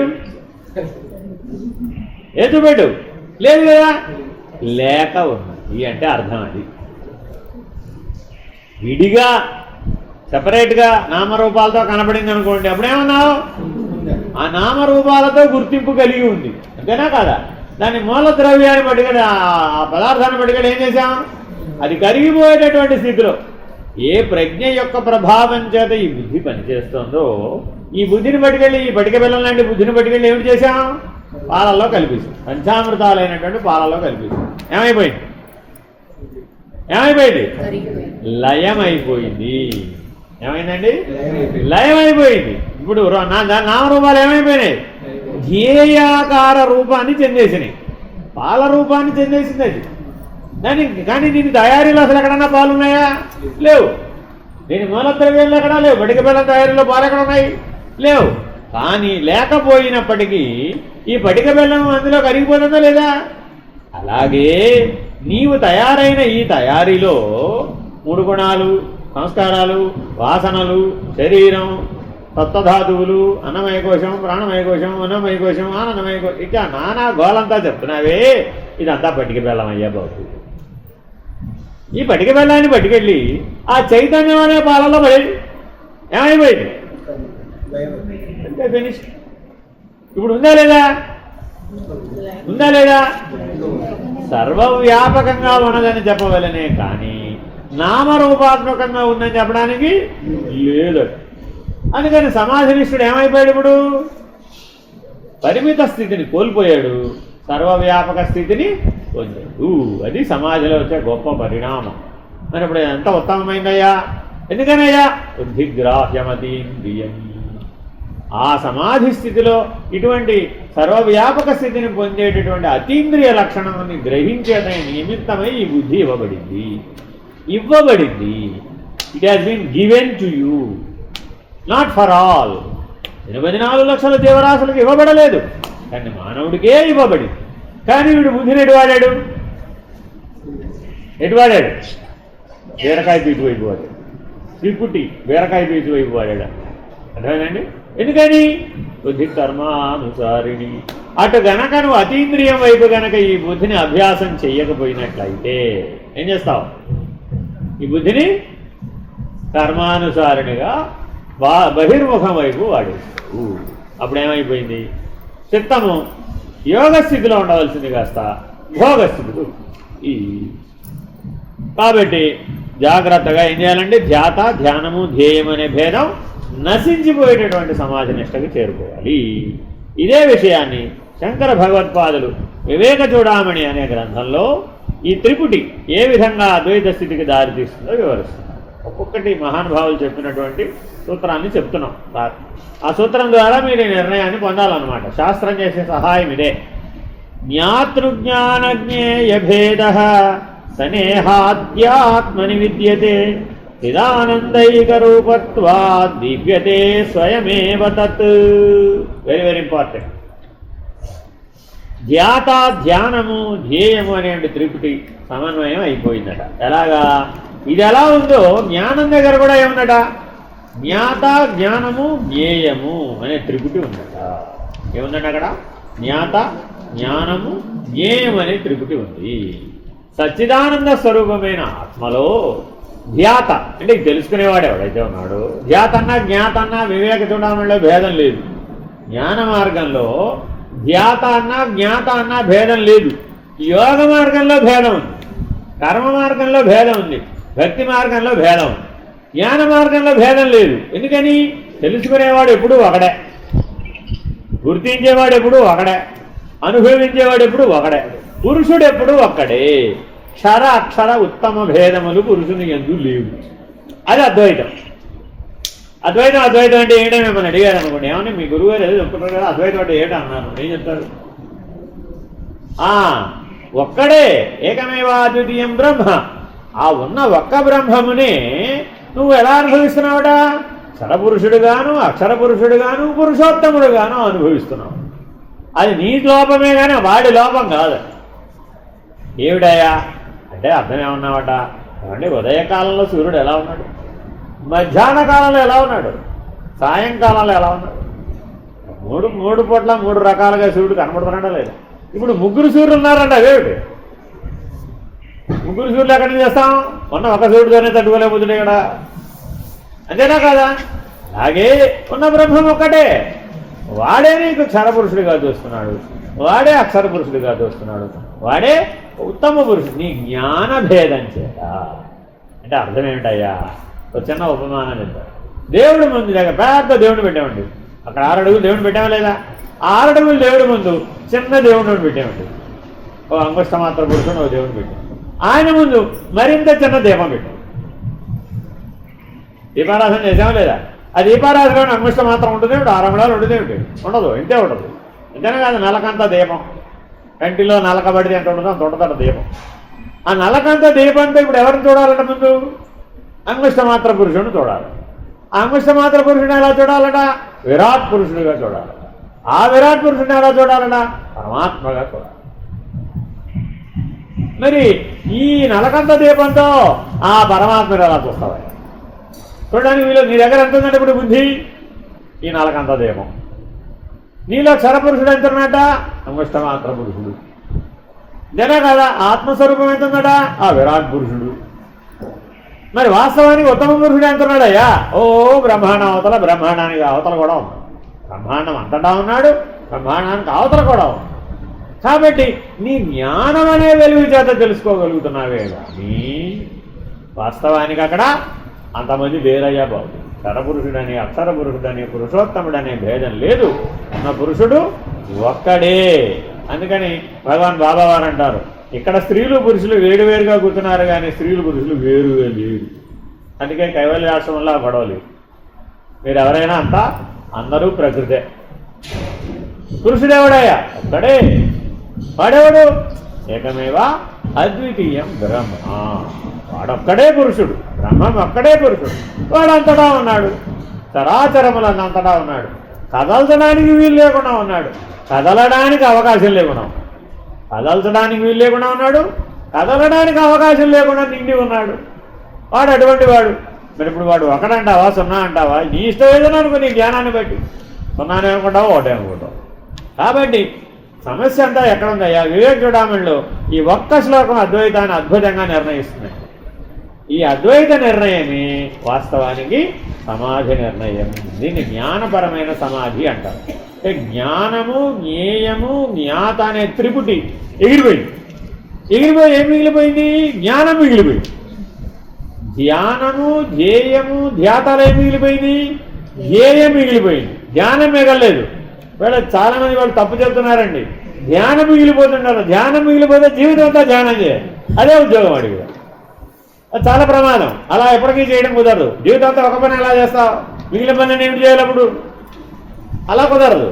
అర్థమేనండి? ఒకే కర్మ దగ్గరే బండి ఆగిపోకూడదు. ధ్యానం అనేది కర్మ. అర్థమేనండి? కాబట్టి ఆ త్రిపుటిలో ఏది మిగులుతుంది? ధ్యేయం మిగులుతుంది. జ్ఞానము, జ్ఞేయము, జ్ఞాతలో జ్ఞానం మిగులుతుంది, జ్ఞేయము జ్ఞాత ఎగిరిపోదు. కాబట్టి భగవంతుడు ఎవరయ్యా? జ్ఞానస్వరూపుడు. Very very important.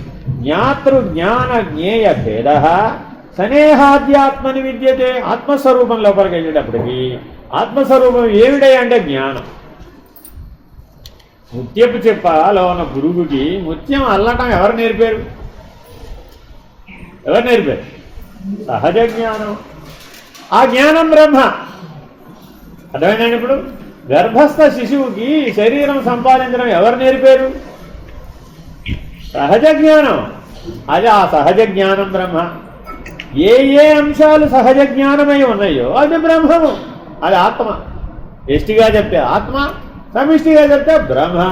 కాబట్టి బ్రహ్మమే జ్ఞానం. అంటే జ్ఞానము బ్రహ్మము భేదం లేదంటే. ఒక విత్తనం ఉందండి, దానికి అంకురించడం ఎవరు నేర్పారు? అంటే సహజమైన శక్తి అందులో ఉందా లేదు? ఇప్పుడు ఆ సహజమైన జ్ఞానశక్తి ఏదైతే ఉందో ఆ జ్ఞానశక్తి ఆత్మస్వరూపమే, అది బ్రహ్మస్వరూపమే. నీలో జ్ఞానం ఉందా లేదా?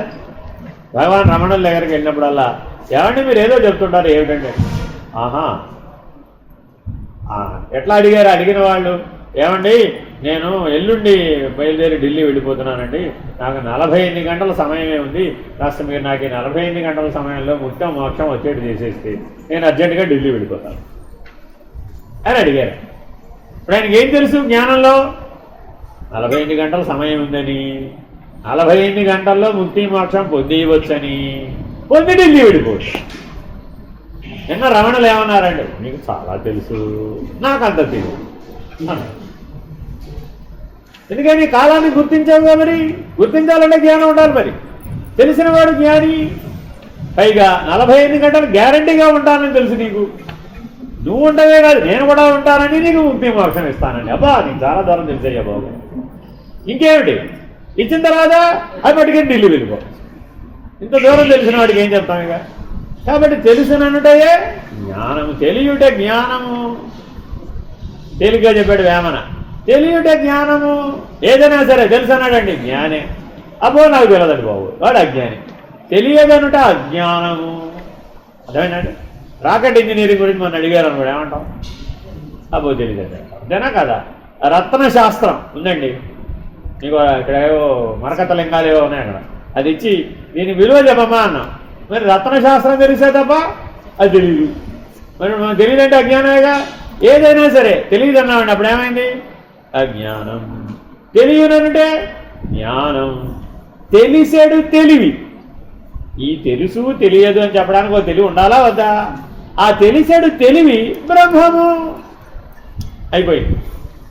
చుట్టుగా చెప్పేశాడు వేమన గారు 3 మాటల్లో. విశ్వరాభిరామ వినురవేమ. బ్రహ్మం అంటే నిర్ణయం ఎంతసేపట్లో చెప్పాడు? 3 మాటల్లో చెప్పేశాం. జ్ఞానం అంటే చెప్పడం చాలా ఈజీ అండి. అజ్ఞానం గురించి చెప్పాలంటే నాకు కష్టం. నానా గోల, ఎన్ని ఉపమానాలు చెప్పాలో. జ్ఞానం అంటే ఏమిటి? తెలియటే జ్ఞానము. అజ్ఞానం అంటే ఏమిటి? తెలియదనంటే అజ్ఞానము. మరి బ్రహ్మం అంటే ఏమిటి?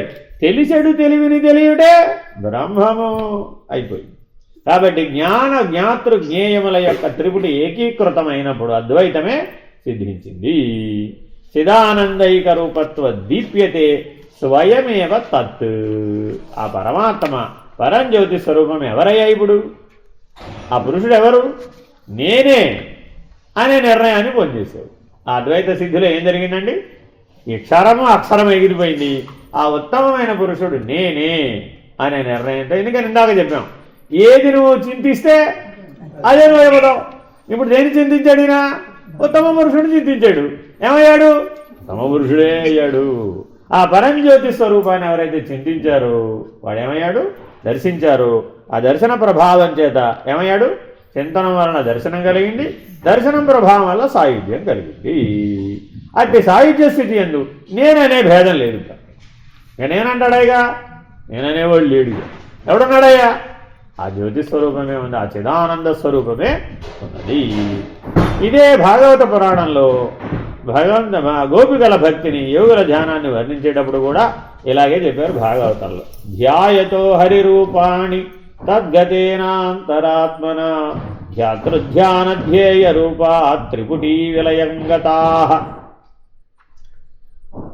త్రిపుటీ విలయంగతా ఇది చాలా ముఖ్యమైనటువంటిది. జీవుడు అనేవాడికి ఏముందండి?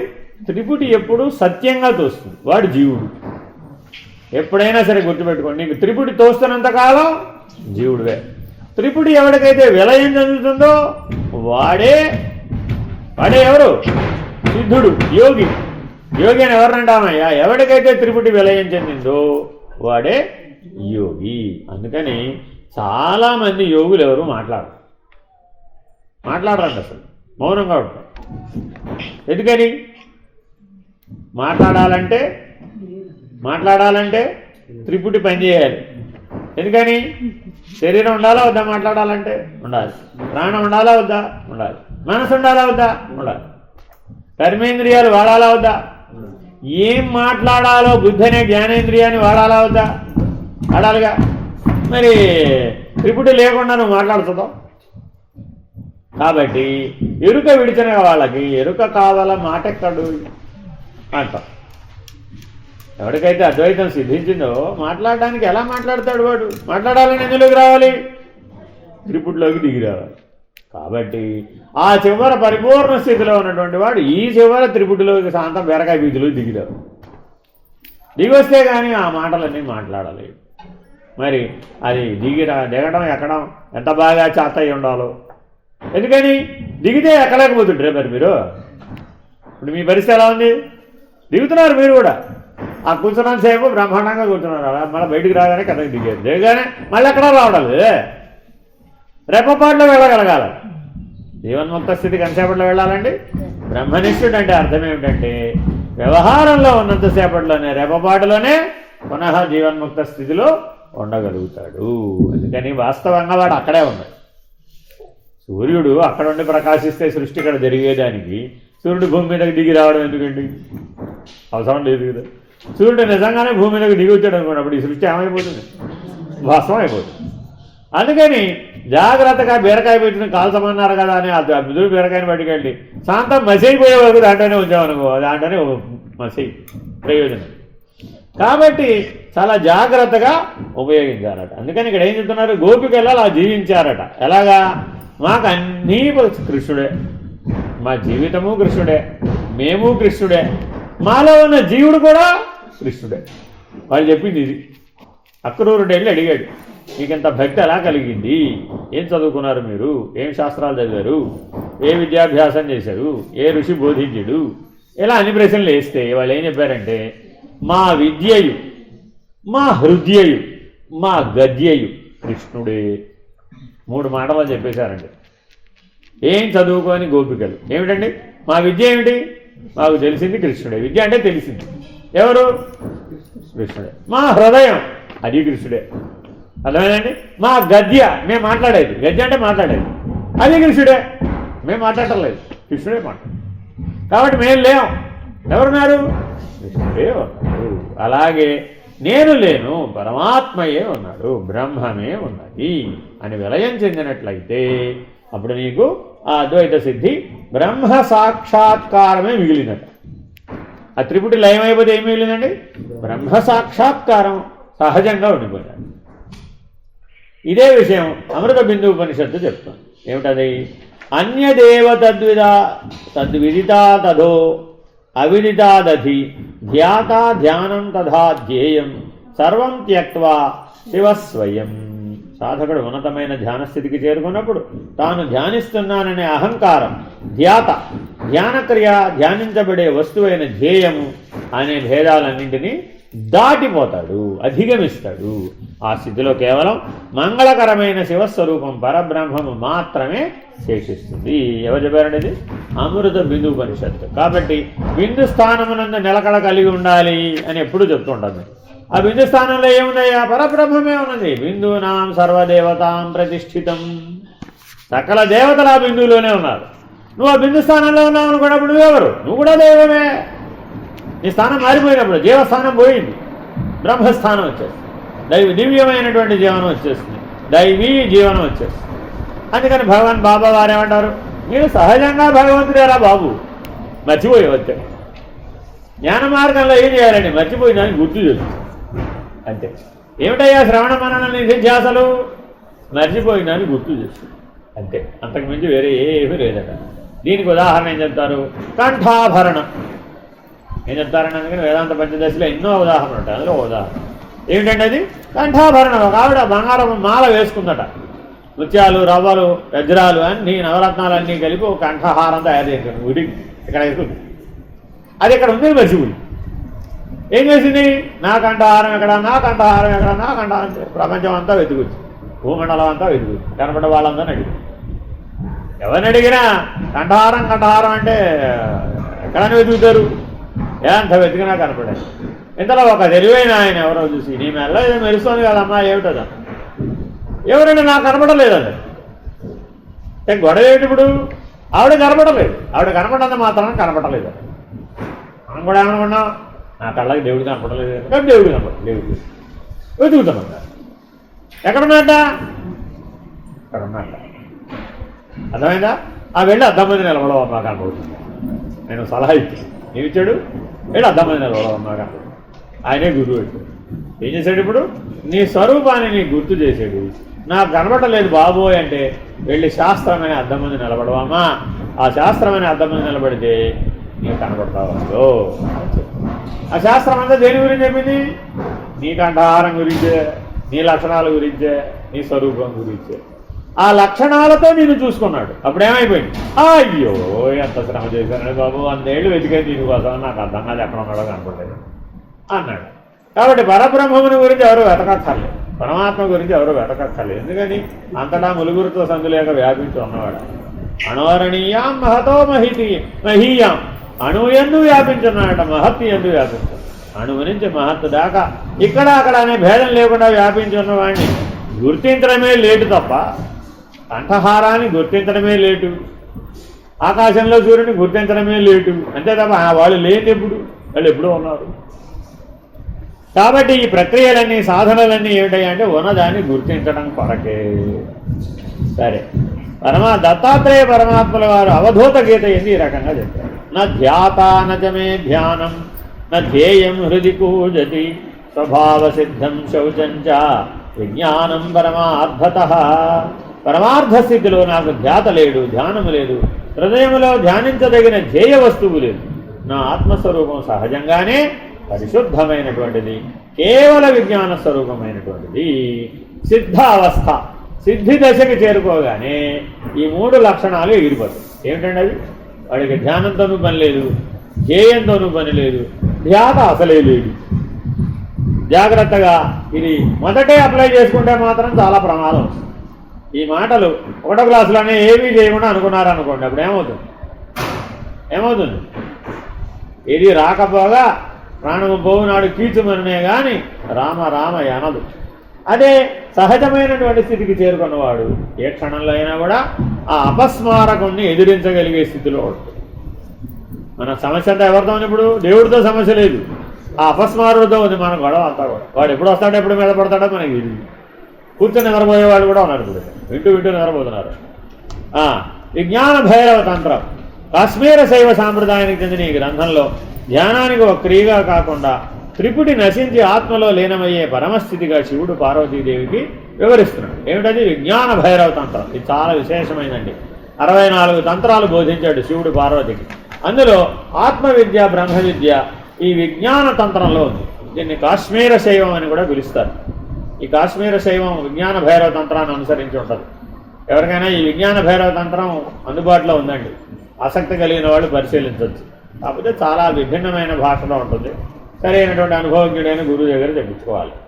ధ్యాతా చైవ తథా ధ్యానం ధ్యేయం ముక్త్వా పదం వ్రజేత్ వికల్పరహితం యత్తు తద్ధ్యానం పరమార్థతః. అసలు వికల్పములే లేవట.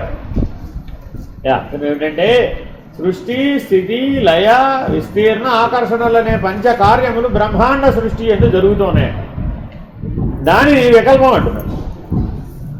సృష్టి చెయ్యాలని, పోషించాలని, దాన్ని కాసేపు లయించాలని, మళ్ళా కాసేపు దాన్ని తనలో కాపాడుకోవాలని, కానీ తిరిగి మళ్ళీ అనుకూలమైన కాలం వచ్చినప్పుడు అనుగ్రహించాలని, తిరుగుధాన అనుగ్రహములతో కూడుకున్నటువంటి పంచకార్యములు పరమాత్మ యొక్క వికల్పం. ఆ వికల్పము లేకుండా పోవడమే విజ్ఞానం. అట్టి విజ్ఞానం చేత మాత్రమే ఈ నిర్ణయం అవుతుంది, జ్ఞానం సిద్ధిస్తుంది. ఆత్మజ్ఞానం అంటే ఏమిటి, బ్రహ్మజ్ఞానం అంటే ఏమిటి? వికల్పములు లేనిదే జ్ఞానం. ఏ వికల్పములు లేనివాడే జ్ఞానం. మానవ జీవితంలో ఇలా ఎందుకు చెప్పారంటే, మనలో అనేకం వస్తూ ఉంటాయండి ప్రతిరోజు. మనకి ఓ పని చెయ్యాలి అనగానే వెంటనే ఏం తోస్తుంది? పని చెయ్యలేకపోవడానికి కారణం తోస్తుంది.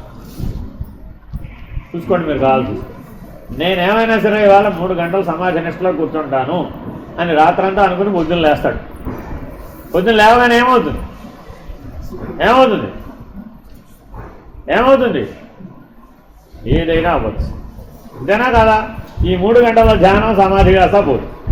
ఇంకా పోలేదు. అర్థమేనండి? ఇక సాధన అక్కడ ఏం జరగలేదు. లోపల మనసులో ఏంటొచ్చింది? వికల్పం వచ్చింది. ఏమిటా వికల్పం? డాక్టర్ గారు మీరు ఇలా కాళ్ళు ముడుచుకుని కూర్చోవద్దన్నాడు, మోకాళ్ళు అరిగిపోయినాయి అన్నాడు. కాళ్ళు ముడుచుకుని కూర్చునేటట్లు అయితే నువ్వు ఆపరేషన్ చేయించుకోవాల్సిన పరిస్థితి వస్తుంది అన్నాడు. కాబట్టి నువ్వు 3 గంటలు కూర్చుంటే ఏమైపోతావు. కూర్చుందా? ఇప్పుడు ఏమైనా ఇంతకీ అరిగిపోయిన ఆపరేషన్ దాకా వెళ్ళిందా? ఏమీ జరగలే అక్కడేమి. కానీ కూర్చుందామనే సంకల్పానికి వికల్పం వచ్చిందా లేదా? వెంటనే ఏం పోయింది? సాధన పోయింది. సాధన పోతే ఏం పోయింది? సిద్ధి పోయింది. సాధనా సిద్ధి పోతే జ్ఞానం. కాబట్టి వికల్పం లేకపోవడమే జ్ఞానం. యోగ వాసిష్టం ముముక్షు వ్యవహార ప్రకరణంలో శ్రీరామచంద్రమూర్తికి వశిష్ఠ మహర్షి బోధిస్తున్నాడు. ధ్యానం పరిపక్వమైనప్పుడు చిత్తం ఎలా బ్రహ్మమయమవుతుందో వివరించదు. ధ్యాతృధ్యాన ధ్యేయభావం త్యక్త్వా తిష్టత్యఖండితః యథా తథా పరం బ్రహ్మ ప్రాప్నోతి నాత్ర సంశయః. నాయనా, ఉన్నది పరబ్రహ్మమే. అసలు అఖండమైనదే ఉన్నది, ఖండములు లేనే లేవు. ఏదైనా ఖండము నీకు తోస్తే అది అజ్ఞానం, అది అవిద్య, అది అనిత్యం, అది అహంకారం, అది అవివేకం. ఉన్నదంతా అఖండమేనంటే వివేకం, జ్ఞానం, విద్య. అర్థమేనండి? నాహం, అహంకృతి లేదు వాడికి. ఉన్నదంతా అఖండంగా ఉంది, బ్రహ్మం అఖండంగా ఉంది. ఆ అఖండమైనటువంటి పరబ్రహ్మమును మాత్రమే నీవు ఎప్పుడైతే గుర్తిస్తావో, ముక్కలు లేనటువంటి, అఖండం అంటే ఏంటండి? ముక్కలు లేనటువంటిది. అర్థమైందా? ఆ అఖండమైనటువంటి ఏకత్వ స్థితిలో స్థిరపడతాడో అప్పుడు మాత్రమే పరబ్రహ్మమును గుర్తించగలడు. ఇందులో ఎటువంటి సంశయము లేదు. ఆ అఖండ స్థితిలో ఉన్నటువంటి వాడు మాత్రమే, అఖండ ఎరుక నిర్ణయమైన వాడికి మాత్రమే బ్రహ్మము నిర్ణయం అవుతుంది. వాడికి మాత్రమే ముక్తి మోక్ష నిర్ణయం అవుతుంది. అలా కాని వాడికి ముక్తి మోక్ష నిర్ణయం కానేరదు. ఖండము తోచినంత వరకు దీన్ని స్వామి నిర్భయానందులు చెప్పారు. భేద బుద్ధి, నువ్వు వేరు నేను వేరు, అది వేరు ఇది వేరు, ఆ వాడు వేరు వీడు వేరు, ఆ బ్రహ్మాండం వేరే ఈ బ్రహ్మాండం వేరే, ఆ పిండాండం వేరే ఈ పిండాండం వేరే, ఆ జీవుడు వేరే ఈ జీవుడు వేరే, ఆ లోకం వేరే ఈ లోకం వేరే, ఆ అనుభవం వేరే ఈ అనుభవం వేరే, ఆ జీవనం వేరే ఈ జీవనం. ఏంటన్నా చెప్పచ్చు ఇట్లా. ఇదంతా ఏంటి? ఖండం. అఖండం అంటే ఒకటే, అది పరబ్రహ్మ. ఒకటనడానికి వీలు కానిది. అపరోక్షానుభూతి ఎందు ఆదిశంకరాచార్యులు దీనినే సూటిగా ఇలా చెప్పారట. తన దైనందిన ధ్యానంలో ఈ మూడింటిని సమన్వయం ఎలా చేసుకోవాలో చెప్పాడు. మనందరం రోజు చేస్తున్నాం కదా దైనందిన ధ్యానం, దాంట్లో ఇలా ఉండాలట. ధ్యేయం సర్వపదార్థానాం ధ్యానం చిత్తస్య నిశ్చలః ధ్యాతా చ స్వస్వరూపజ్ఞో త్రిపుటీయముదాహృతాః. అన్ని పదార్థాలలో ఉన్న సత్యాన్ని ధ్యేయముగాను, చిత్తము కదలకుండా స్థిరంగా ఉండడాన్ని ధ్యానంగాను, తన నిజస్వరూపాన్ని తెలుసుకున్న ఆత్మజ్ఞానిని ధ్యాతగాను పెద్దలు చెప్తారు. ఈ త్రిపుటిని దాటడమే అపరోక్షానుభూతి. సూటిగా చెప్పేశారండి అపరోక్షానుభూతి ఏమిటండి ఇంతకీ? ఇదంతా తెలుసుకుంటున్న వాడెవడో వాడు ధ్యాత. ఏదైతే కదిలే ఉన్నాయో ఆ కదిలే వాటిని కదల్చకుండా ఉంచడాన్ని ధ్యానం. ఏదైనా సరే ధ్యానం అంటే ఏమిటండి? కదిలే వాటిని కదల్చకుండా ఉంచడమే ధ్యానం. ఎంత బాగుందో సూటిగా గుర్తుపెట్టుకోవడానికి. ధ్యానం అనగా ఏమి? కదిలే వాటిని కదల్చకుండా ఉంచమ్మా. కళ్ళు కదులుతా లేదా? కదలకుండా ఉంచు. ప్రాణం కదులుతున్నా లేదా? కదలకుండా ఉంచు. మనసు కదులుతున్నా లేదా? కదలకుండా ఉంచు. బుద్ధి కదులుతున్నా లేదా? కదలకుండా. చైతన్యం కదులుతున్నా లేదా? కదులుతుంది. చైతన్యాన్ని కదలకుండా ఉంచు. జాగ్రత్తగా అర్థం కావాలి. ఇది ఇప్పుడు అర్థమయ్యేది. అన్ని పదార్థాలలో ఉన్న సత్యాన్ని ధ్యేయం అంటే, సత్యం అంటే ఏంటి? మారనిదేదో అదే సత్యం. కాబట్టి ఇది అంతటా వ్యాపకమై ఉంది, అన్ని పదార్థాలలో ఉంది, అన్ని అణువులలో కూడా ఉంది. అదేదైతే కదలకుండా మారకుండా ఉన్నదో అదే బ్రహ్మము. హరి ఓం శ్రీ గురుభ్యో నమః. హరి ఓం. పూర్ణమద పూర్ణమిదం పూర్ణాత్ పూర్ణముదచ్యతే పూర్ణస్య పూర్ణమాదాయ పూర్ణమేవావశిష్యతే. ఓం తత్సత్. ఓం శాంతి శాంతి శాంతి. హరి ఓం శ్రీ గురుభ్యో నమః. హరి ఓం. నారాయణ.